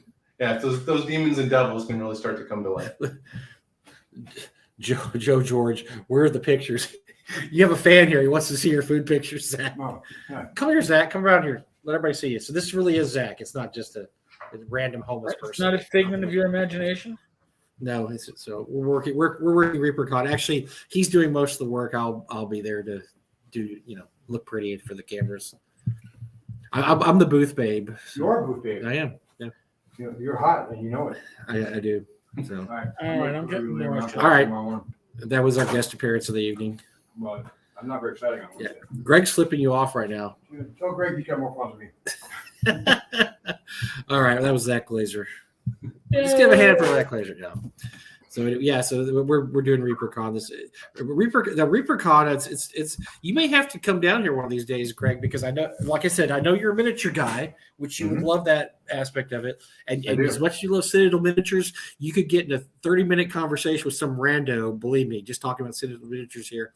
But it's turning into more of an RPG type convention. I'm hoping in the next few years. I hope it gets more RPG oriented. And I was actually asked by the ReaperCon hires up this year to make sure that Zach and I were going to be here because they would really like more of an RPG presence. So I was like, I was encouraged by that. So that's more RPG conventions are always good. Any excuse to come to Texas, and you tell the you tell the ReaperCon elite that I'd love to come. Well, yeah. The only problem is there's no cowboy games this early in the year, so you come to town, but you'd waste the trip because it's all about the gaming. All right, it's too early for a cowboy game in end of August, early September. So. I'm actually talking about football. We'll diverge for about 30 seconds. How was your? We're on the same fantasy league, so Mike, how were your picks? So the best, okay, so I've already drafted 4 leagues. My best team by far is the one where I did the first draft, then my wife called me for an issue, and I got back and the whole draft was over. That's the most kick-ass team I have. I'm like, oh my God, this is a great team that the computer drafted for me. I just feel like I missed all the last few drafts. I don't know. I don't like my teams. I really don't like my teams except for that one team that I didn't draft myself. I have a feeling. Do you ever have one of those drafts where you want to take, like, I want to take Joe Burrow, and the guy in front of you takes Joe Burrow? You're like, okay, well, that screwed up my plan for a quarterback. You know, I seems like I had that happen. Sorry, Mike.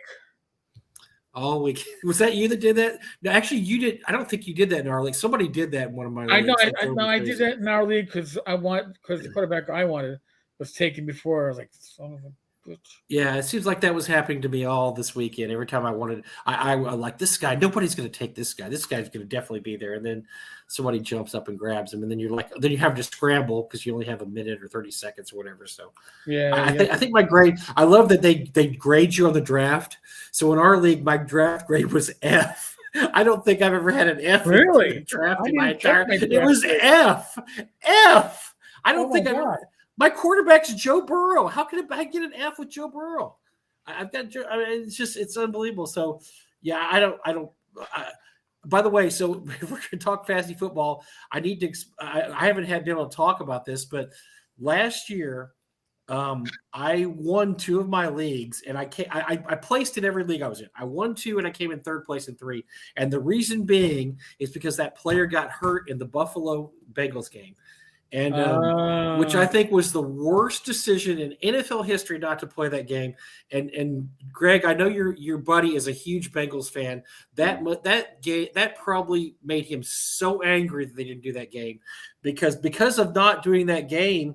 The Bengals had a chance to win that game and actually was to get a bye. I don't know if they were able to get a bye if they'd won, but I know that they would have got a better place. And this is the game last year where the Buffalo player got hurt really bad, almost died in the field. Yeah. And they canceled the game, which is what they should have done. They canceled the game, but they didn't play it. Then they didn't play it Tuesday, and they didn't play it Wednesday, and they didn't play it Thursday, and they just said, well, we're just not going to play that game. And so the Yahoo Fantasy Leagues, without any game to score, just said, well, whatever the final scores are, that's what they are.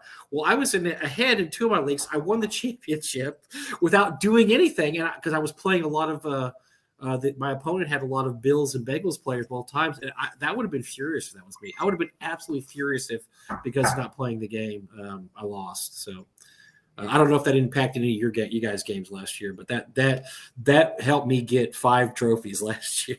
The fact they canceled that game. Well, I'll keep it really brief. Last year I went 0-5, and then I went 5-0, and I just missed the playoffs. So I'm hopeful this year will be better. That is the thing about fantasy football. You don't really know what's going to happen. No. Just looking at that question there, looking at that question there, Eric. Just to answer Wizard Tower Games question. Yep. So what sets it apart? Like, again, to each their own. I don't know how that person feels, but there aren't a lot of rule sets in my niche that really have me excited to play. So I want a game that has art that is internally consistent. I want a great layout. I want minimum font sizes. I don't want big gaps in layout. And I want a game that plays great at the table, that is consistent with the past, but also provides some fresh insight. And so I think that the game is gonna do that. 300 backers, yay! Huzzah! Who's my ginger beer? I'll have alcohol later. I gotta be sober to run this shit. Adino, this is a great time for the OSR. First, I was able to get Jurgsberg from the Trolls. Then I got my copy of Buy This Axe, and now this. I'm pumped. It's a good time. I think we've been in this golden age of the OSR for quite some time, and I like anytime somebody does like a YouTube channel or whatever, is the OSR dead or whatever, just don't even pay any attention. That's just clickbait. That's just silly. Like when there are people like Matt Finch doing his thing, and all the other guys at the independent RPG table that I saw at North Texas, and like there's just way too much creativity and enthusiasm within the OSR. Don't pay any attention to that nonsense. I don't. No, it is certainly clickbaity when I do that, and it usually is the same 2 or 3 voices that always bring this up. Mike, I was like, Mike was getting sexy for us. I was like, oh no, Zach was bothering me. So sorry. No, not Zach. He's very jealous of Greg's giving attention to Greg because we bounced Zach as a guest this week, so he's very jealous, and he's in here. He's doing all kinds of passive aggressive stuff in here now because of Greg. So Zach's good people. I appreciate him very much. Oh, he said you were good people. He appreciates you very much. Okay. Tell him I'll make copies of books. He was doing this while I was saying that too. I'll take what I get. I'm friends with Thomas. He said you're better than Tom Tellis. Wow, that isn't hard. That's not hard. That's not hard to do. No, that's not hard. That's a low bar to hit height-wise. Bye, guys. Did I say that? Let's leave it again. I'm not letting you in again. This is it. I want to come back. Oh, you weren't going to come back? I Good. just want to drop it off so my wife can put it away. Okay, good. All right. I'll see you tomorrow. Be nice to Eric. Or late tonight. I don't know. Be nice to Eric. Oh, I will be nice to Eric. I'm always nice to Eric. Yeah, damn it. Mike's my once-a-week work spouse. No. See, now I'm all discombobulated. I had all these questions for Greg, and Zach comes in and messes it all up. So now all I can think of are Dallas Cowboy questions. I'm bad now on fantasy football, so I can't think of any gaming questions. I'm wanting to ask Greg about CD Lamb or something. So Greg, I'm going to ask you a question. Are we looking at all the standard AD&D classes in this? When I say standard, before Unearthed Arcana added in, like. Yeah. So my barbarian is more of a fighter thief than overdone fighter. So doesn't double up on his dexterity bonus and his constitution bonus. Okay, fair enough. And there's sprinkled in there is like a little bit of the Viking berserker who would don like the wolf pelt or a bear pelt or something like that to channel the spirit of the animal as they would go into their sort of ferocious rage. So there's that. So Ken and James has done and Ken and James has done the art for all the classes sections. So when I do this kind of thing, if I have a section like classes or demons and devils or giants or dragons, if there's a group of monsters together, I try to have the same artist do that group. So as you're moving along through the pages, you're going to see consistency in that little subsection, if you will. So that's one of the things I'm really excited about. And if you go back to that thief page, there's a little homage there. So I'll be wondering if anybody can pick that out. Just a little aesthetic, and see how well people know their 80s AD&D. Don't know if it will be large enough. So Greg, how come so many people have done the barbarian, have a hard time with the barbarian as characterized, or done it really bad? Because I think the Unearthed Arcana version is really bad. I don't think it's a very good version, because it's like Gary tried to throw everything in the kitchen sink, and they're like, okay, well, Conan did this, so he could do this. Conan did this, and it ends up this just long laundry list of abilities. And that's exactly what the OSR likes to avoid, a long laundry list of abilities. So why have people done the barbarian so wrong? Well, I don't know. I think some people want the super buff savage fighter, and then some people want like the fighter thief kind of Conan type, and whatever's in between. So it just depends on your taste and your personal flavor. So I have the barbarian who can do certain things when they're in light armor, can't do them when they're in heavier armor. So then you have some choices to make about what direction you want your barbarian to go.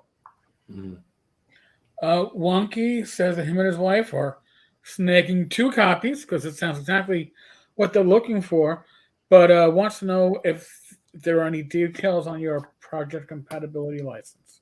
Yeah, so it'll be effectively one page. There won't be any legalese. It'll be very easy to understand, very similar to the Shadow Dark license, which I think was very well done. Yeah, keep it simple, stupid, right? I mean, that's the best way to Absolutely. do it. Like, you know, we don't again, at the end of the day, I want to give this thing life, and I can't give it life by making people jump through legalese hoops that, you know, if you're a lawyer and you've got your nose in that kind of thing, you know what to read for. And if you never do that, you have no idea what to read for. And I don't think we need to overcomplicate it. And I don't have I don't have a particular proprietary view of things. I'm doing this because I love it. I'm doing this because I want other people to love it. And if you do and you're inspired to make something, then go ahead and make something. And there won't be any nonsense. Like I really disliked reading this stuff about like behavioral clauses and nonsense that we saw earlier this year. There won't be any of that. That's just hot garbage. Hot garbage. Thank you. Yes, that's good.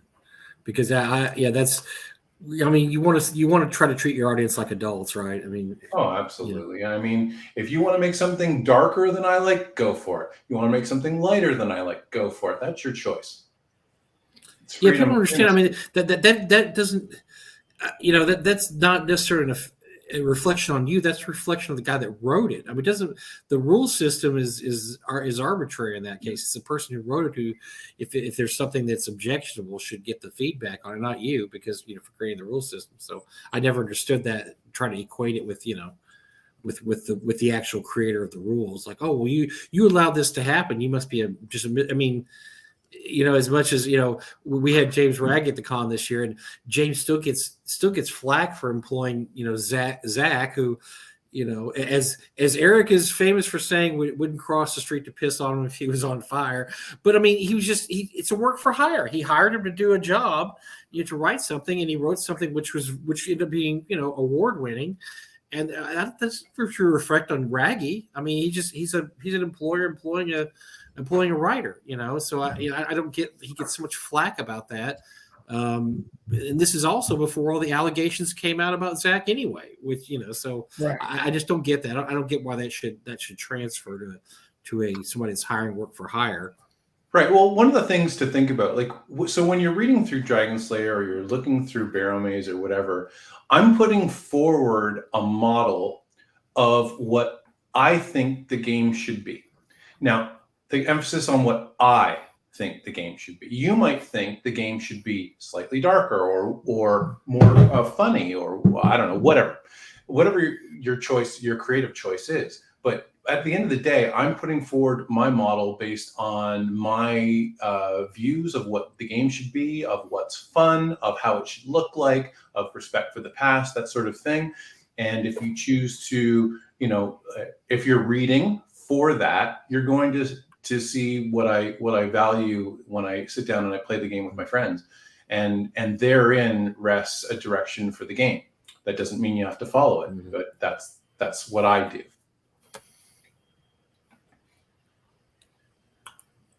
So I thought I'd bring up something here we didn't talk about. We usually talk about this. So your real life job, you are a professor at a college and you teach role-playing games?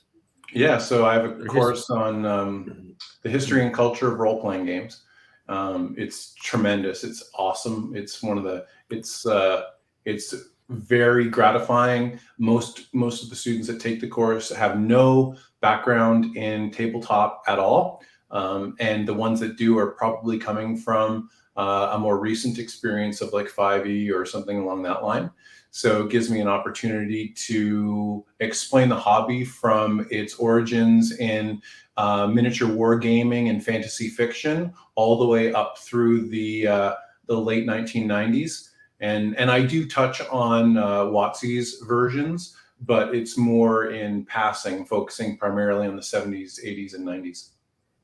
That's very cool because it's always good to have guys like you, and then John Peterson obviously writes some really good histories of the game too, because that as time goes on, and how history changes, when they say history is written by the victors, so to speak, it's good to have histories of role-playing games out there, because so much of role-playing games history was verbal, and Yep.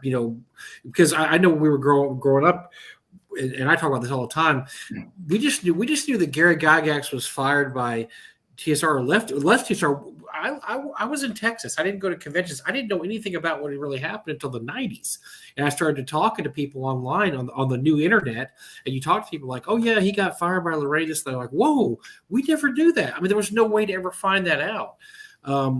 And so all the history back then was all word to mouth and stories you heard. It's so great that a lot of the stories are being put down now in actual paper, and actually, books are being written about it, to have a history to actually people to show people, to teach people, years to come. And another thing is, a lot of the things that we knew turned out were wrong too. And that's what's great about, like, a lot of Peterson's books have gone back and said, well, this wasn't true. I mean, everybody said this, but it wasn't that, it was this. And so it's good to have that, to actually teach that to people so they know it. And now we have a bench point history that we can go by. We actually know this happened and this happened. Whereas, before it was just talking to people, and sometimes their experiences would color their memories. Just to jump in there, Mike, you sparked a thought, not just in terms of like the broad movements of time in the tabletop gaming industry, but if you work down from that right down to the table level, like the issue with role-playing games is that there was what was written on the page, but then you had to kind of be mentored into it. So if you had an older brother that played, you'd want to like play in your older brother's game, but you really didn't know how to play. And they wouldn't let you play. So you just had to sit there and listen or watch, or you'd read, Dragon Magazine or something like that to figure out, there's the unwritten rules of role-playing games, and the unwritten rules would fill twice the size of the written rules. Right. And when you've been in the hobby for so long, evaluating those foundational assumptions, like the things that are unwritten that you've just been doing all along, but now you need to convey them to somebody who might be picking up your rulebook for the first time, that's a challenge. That's a really big challenge. And I'll often I'll have ideas like, geez, that's so commonplace. Why wouldn't I mention it? And I've got to like write it down. Mm-hmm. And then I've got a list of all those things. I'm trying to hit those in the appendices sections that I was talking about earlier.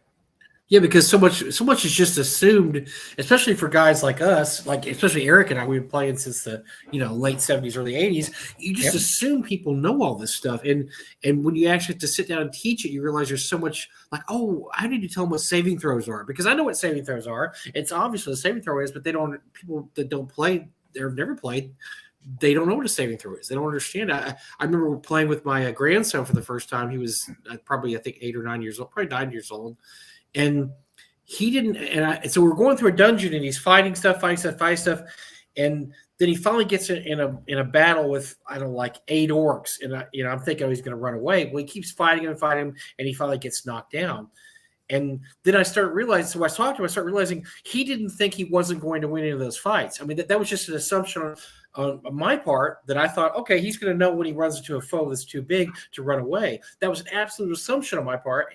Why would he know that? He has no frame of reference to that. And I realized I was a bad dungeon master. I didn't teach him well to teach him, like, oh, when you have an overwhelming foe, it's something you run away. It's something he would have learned if he'd have played with older, like you said, older mentors. They would have said, oh, by the way, when you're one person, first level fighter, you're 8 orcs, you need to run.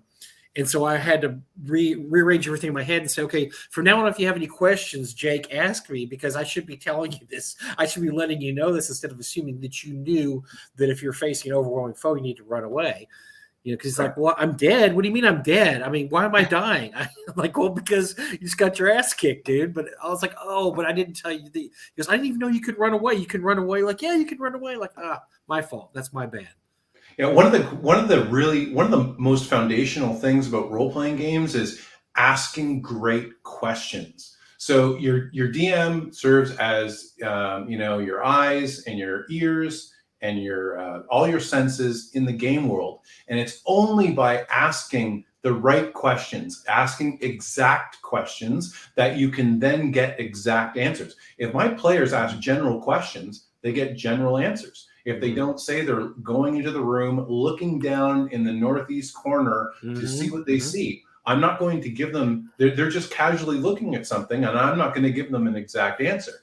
So, and this comes, again, this is kind of my background as an academic. If you're interviewing somebody and you're asking about their experience of an event, if you don't ask the right questions, you're not going to get the right answer, the meaningful answers. And when that extrapolates to role-playing games. So if you're asking the right questions of your GM or your DM, then you're going to get the right answers. But if you don't ask, then you're not going to get. So that's one of the things that I think it's important to how I run my games, and I encourage I take time to speak about that and ask encourage people to ask exact questions, be articulate with your DM, because your DM has an obligation to share the truth as experienced in the game.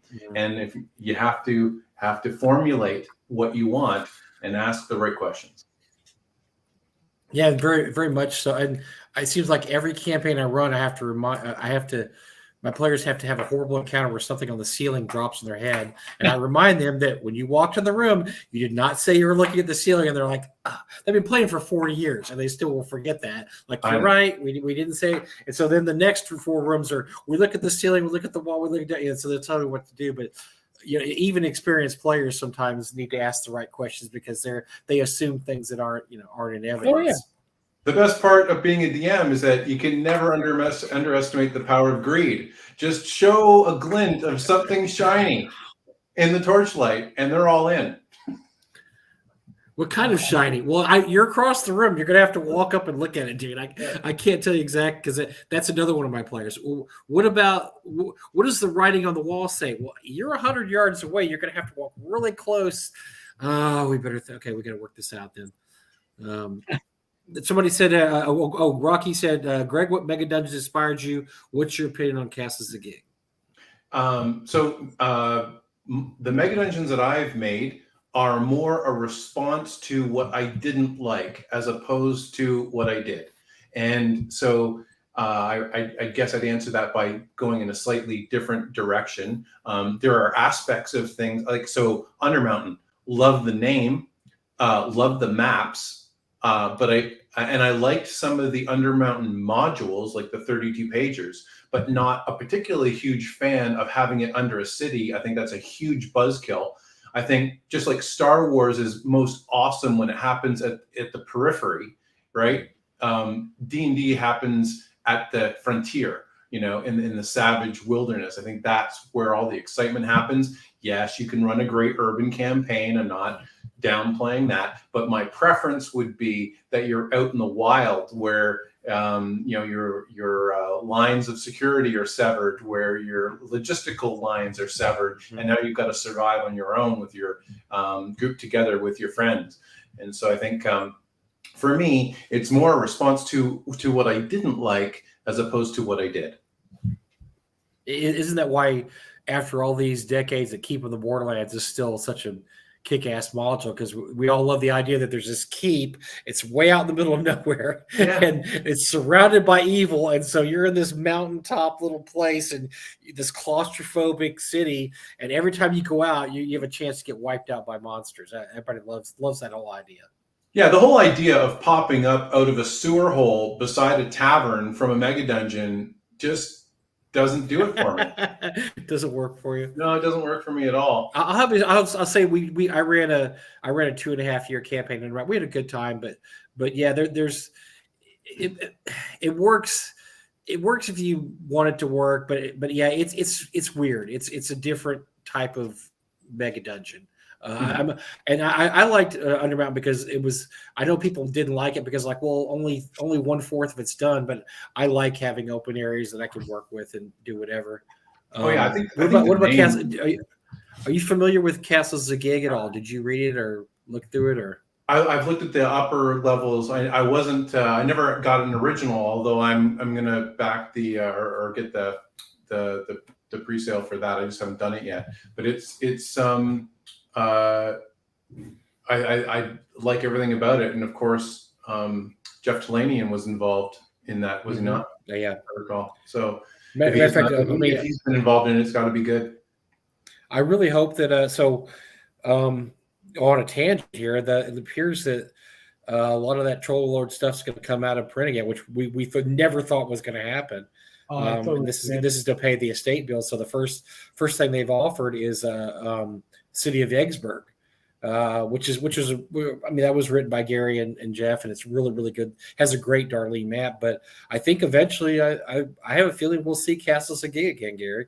It doesn't make sense. They have so much stuff that was in different parts. That's not good. You needed to. You were just walking around damn much.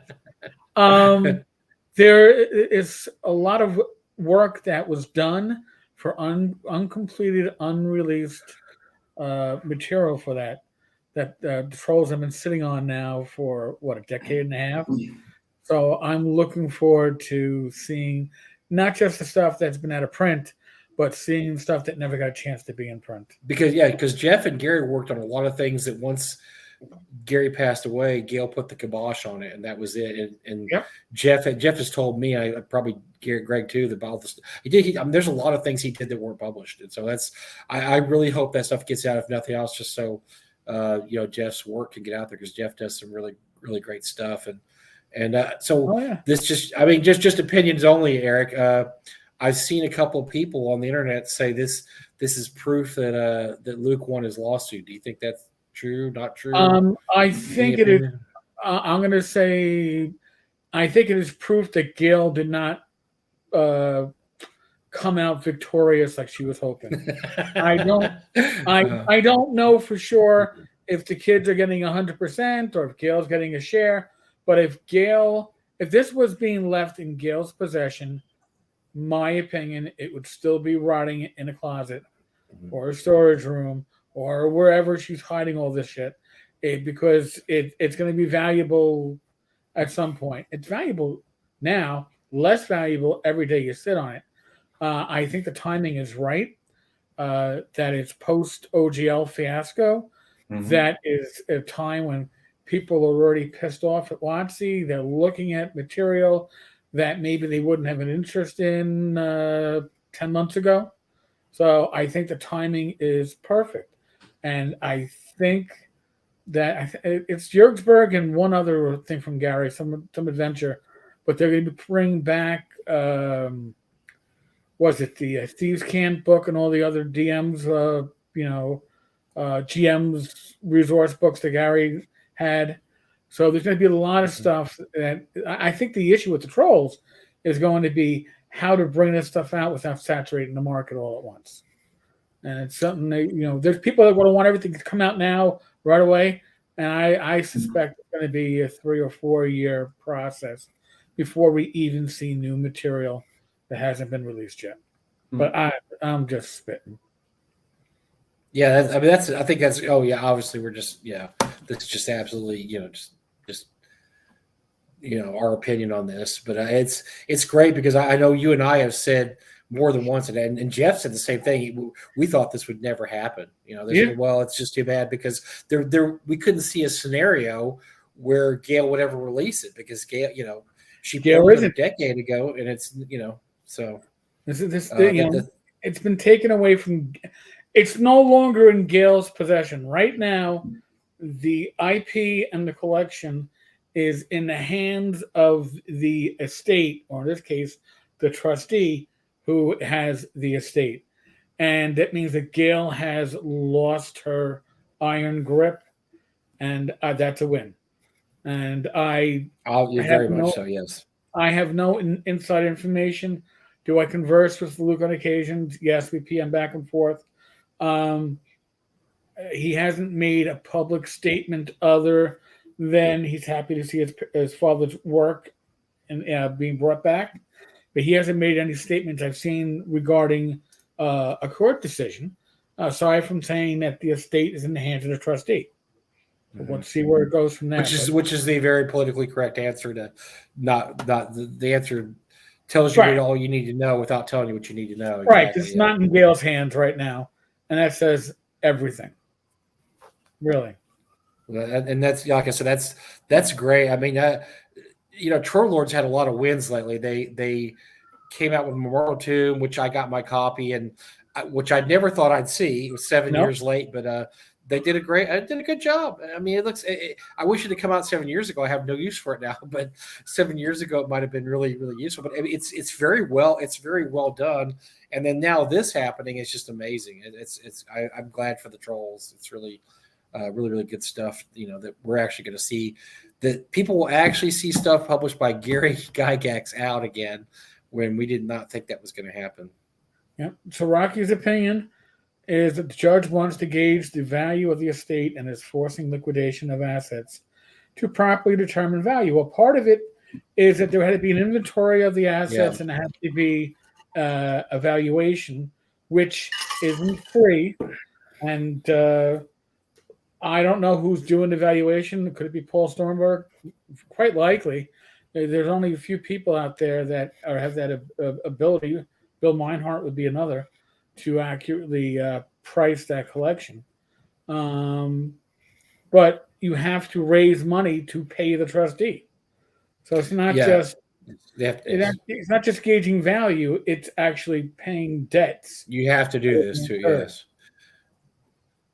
So a couple questions, Greg. Is there going to be merch for Dragon Slayer, t-shirts, stickers, etc.?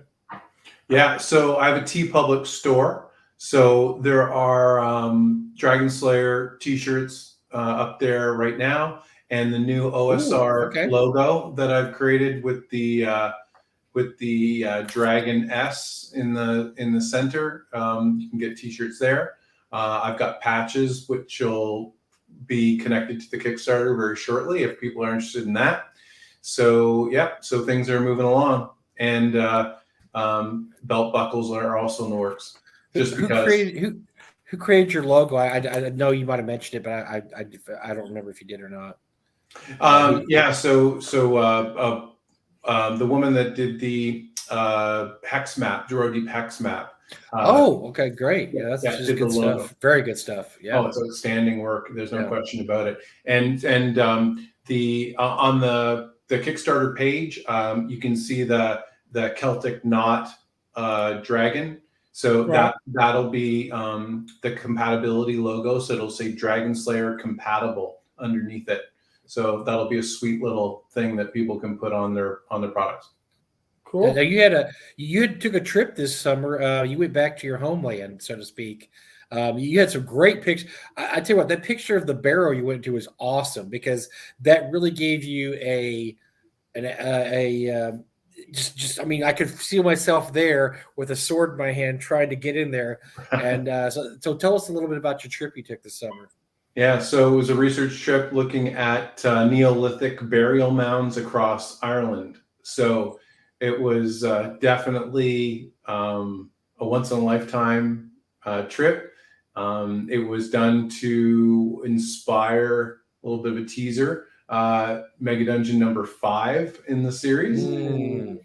So and I I'm a large person. I'm like 6'5", 230 pounds, and I crammed myself right into those barrow mounds all the way to the back. Contemplated my existence in the barrows of my ancestors, and it was life-changing. Just one of those things, just experience after experience was everything I hoped it would be and more. And I think sometimes we don't understand the fact that a 6'5" large man in plate armor is going to have a little bit of trouble in some of those barrows that really weren't made for that kind of. And I try to put that in my game sometime, but I forget a lot of the times. That probably there should be a lot of dungeons where they have to take their armor off to get in, or they have to make some kind of allowances for the small passageways. Not everything was created for giant, 20 by 30 foot corridors. I mean, most of the stuff we see is like the pictures you took this summer that I thought were great pictures of.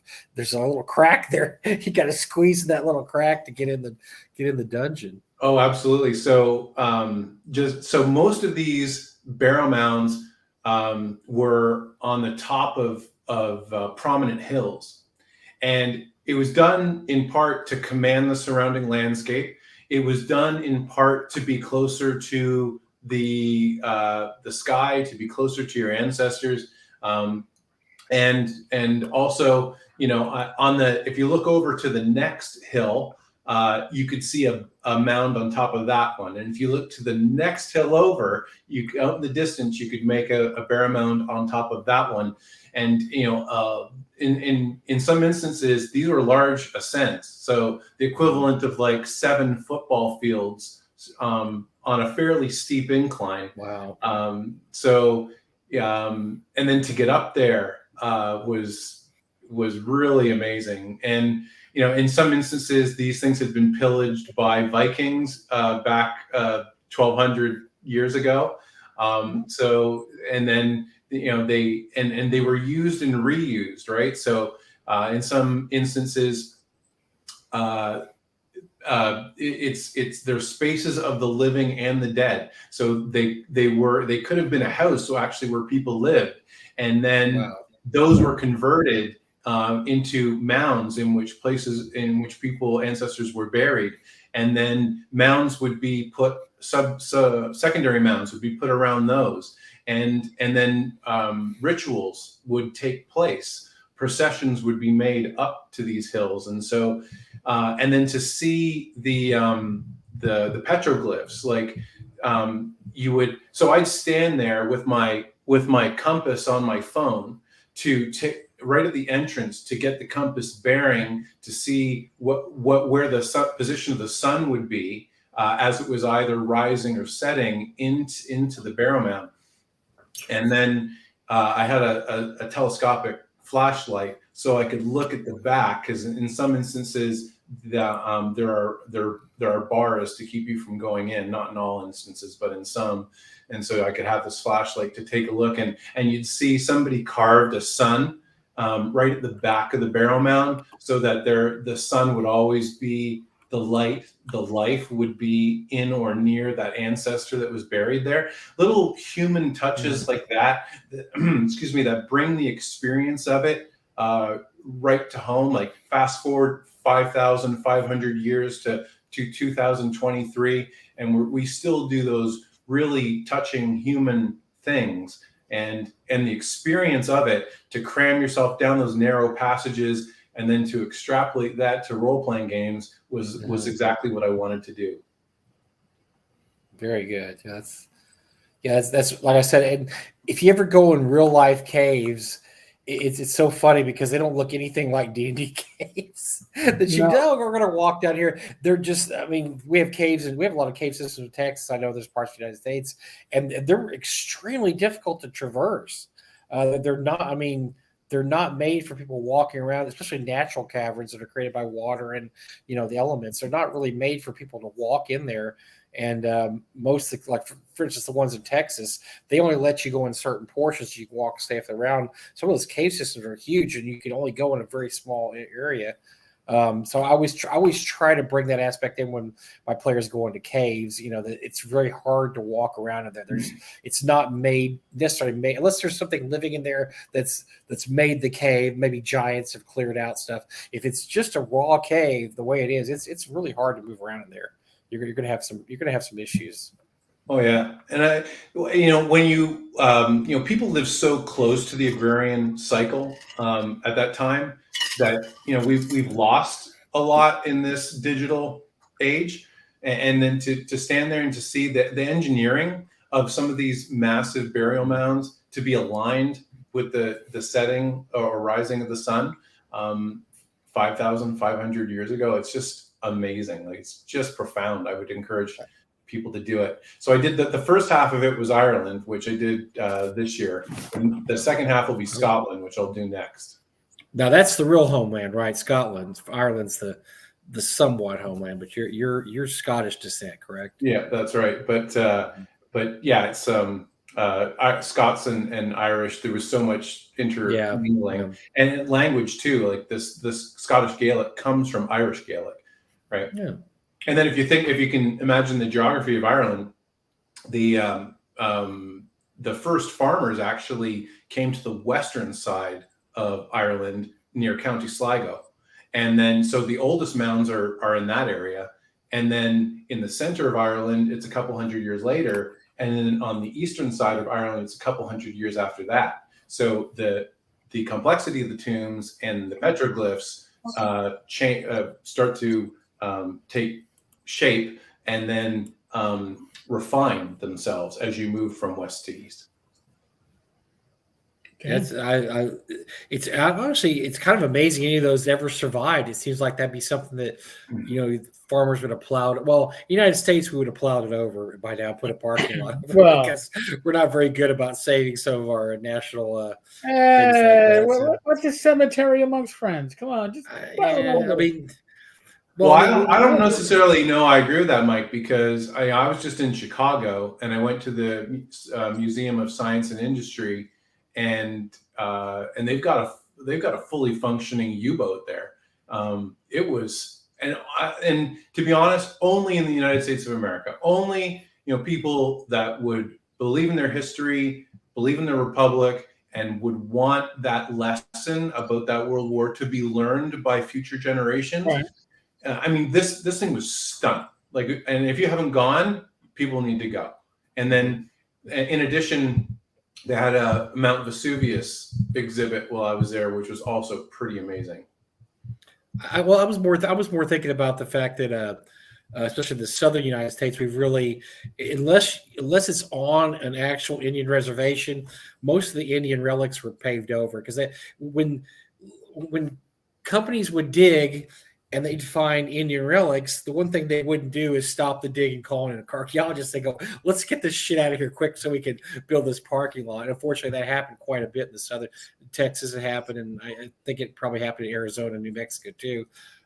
There's some really, really great Indian places still, or Native American places still in Arizona and New Mexico. And there's actually the sad Texas is we pretty much wiped everything out. There's actually no Native American tribes from Texas, which is interesting.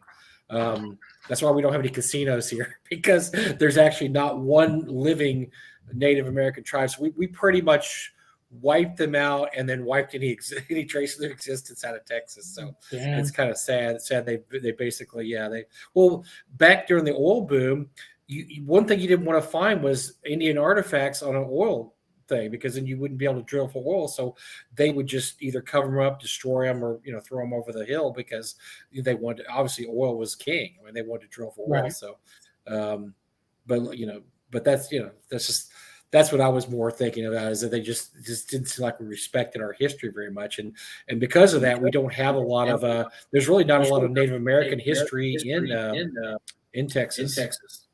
Well, there's in England they're building a bullet train, and they uncovered Anglo-Saxon graveyard, and it's the biggest Anglo-Saxon finds in Sutton Hill. That's crazy. I heard about that. All right. I got this dog who will not let me put her down. I try to put her down. A personal problem. Yeah, she grabs on. She's like, no, this is the most comfortable thing. But we have passed the witching hour. We've still got. I got one more. I have one more very important question for Greg. Very important question. So what do you think about the Cowboys picking up Trey Lance? No, football. Come on, a fourth-round pick for a number 3. Come on, for a backup quarterback. That's not a bad deal. No, actually, it's pretty good. I think it's contract leverage against that. I think so too. Well, Zach will be 32 or 33 by the next contract. Yes, they don't want to pay him the house like they did last time. And if Trey Lance, Trey Lance is still young. Maybe he's usable, or maybe he's even tradable. Maybe you could get more than a fourth round if you let him play a couple games, because Dak will get hurt this year, right? And he'll have to play 3 or 4 games, and so we'll see how he is. He's only 23. Yeah, he's still young. So. Yeah. All right, thumbs up. I'm a New York fan. I'm a Jets fan, and I actually think we may have a winning season. if You got something going on there. That's. Have you been watching Hard Knocks this year? Yes. Oh First two my episodes. gosh, that's crazy.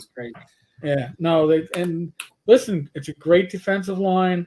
If the offensive line can come together, You have a really tiny window, Eric. And that tiny window is named Aaron Rodgers. He's got as long as he 2 years, 1 year, 3 years. That's your window. Once he's gone, and he can listen. And years. I don't watching Hard Knocks. It's like, wow, Aaron thinks like a coach. That's why he's so successful. You watch him on the sidelines. He wants to make calls. So he's a great mentor for Zach. Let's see if it works. All right, that was I'm our getting dog fur on my face. Yeah, donkey, you're shedding. So anyway, Greg, looks like we got you a few backers tonight here. Greg's Kickstarter, Dragon Slayer, old school role-playing OSR system. Yeah, 301. Nice. Thank you. Greg, thank you for coming on. It's always fun having. I don't hear an echo. It's me. All right. Just me. It's you in your hotel. It's the hotel. Cheap hotel internet. But Greg, it's always fun to have you on. It really is. And I'll be seeing Greg in a couple of months when he comes to town for LongCon, which is going to be awesome. We're going to have a great time. Nice. Damn you, convention goers. Is Greg talking and I can't? How come I can't hear Greg talking? I can't hear him either. There you go. Oh yeah, if anyone's going to LongCon, I'd be happy to meet you there and have a beer. It'd be great. Nice. Or get your Mega Dungeons signed. Bring your Mega Dungeons. Greg, you're a special guest beginning of the year in Philly, correct? Yes, I'm going to Philly. If you're going, Philadelphia Gaming Expo. Oh yeah, Ron Meister's convention in January. That'll be awesome. Yeah. So, folks, everybody, great live audience. If we didn't get to your question or your comment, I apologize. At the moment, I'm holding a dachshund. Because if I didn't, she would have started barking. She was getting nagged. She wanted attention, and now she just wants to be a lump. Huge thank you said to Greg. Next live stream will be on Friday night. I believe it is Glenn Houston and myself. Glenn's back. All right, my boy, Glenn. And tomorrow I should be back home. Next week, I've got scheduled Bunny Daniels and Zane Daniels, who are doing the Shadow Dark Supplement Unnatural Selection. I'm gonna double check with them, but she has given me the thumbs up, so we hopefully will have them here next week. I know she's had some medical issues, so we will see about that, but hopefully to have the Daniels on next week to talk about unnatural selection. Pencil it in, folks. Just in pencil. We have to move it. We'll move it, but plan on it. Yeah. Should be a good one. We're always flexible. Garrick and I are always flexible. Oh God, so flexible. If I didn't have sciatica, I'd be doing back. Other than that, folks, as always, be safe, be well. God bless. Roll this dice, roll them well. Thanks, Greg. Love talking to you guys. As always, love talking to you. Yes. Thanks, Rose. All right, folks. Be good. God bless. All right, later.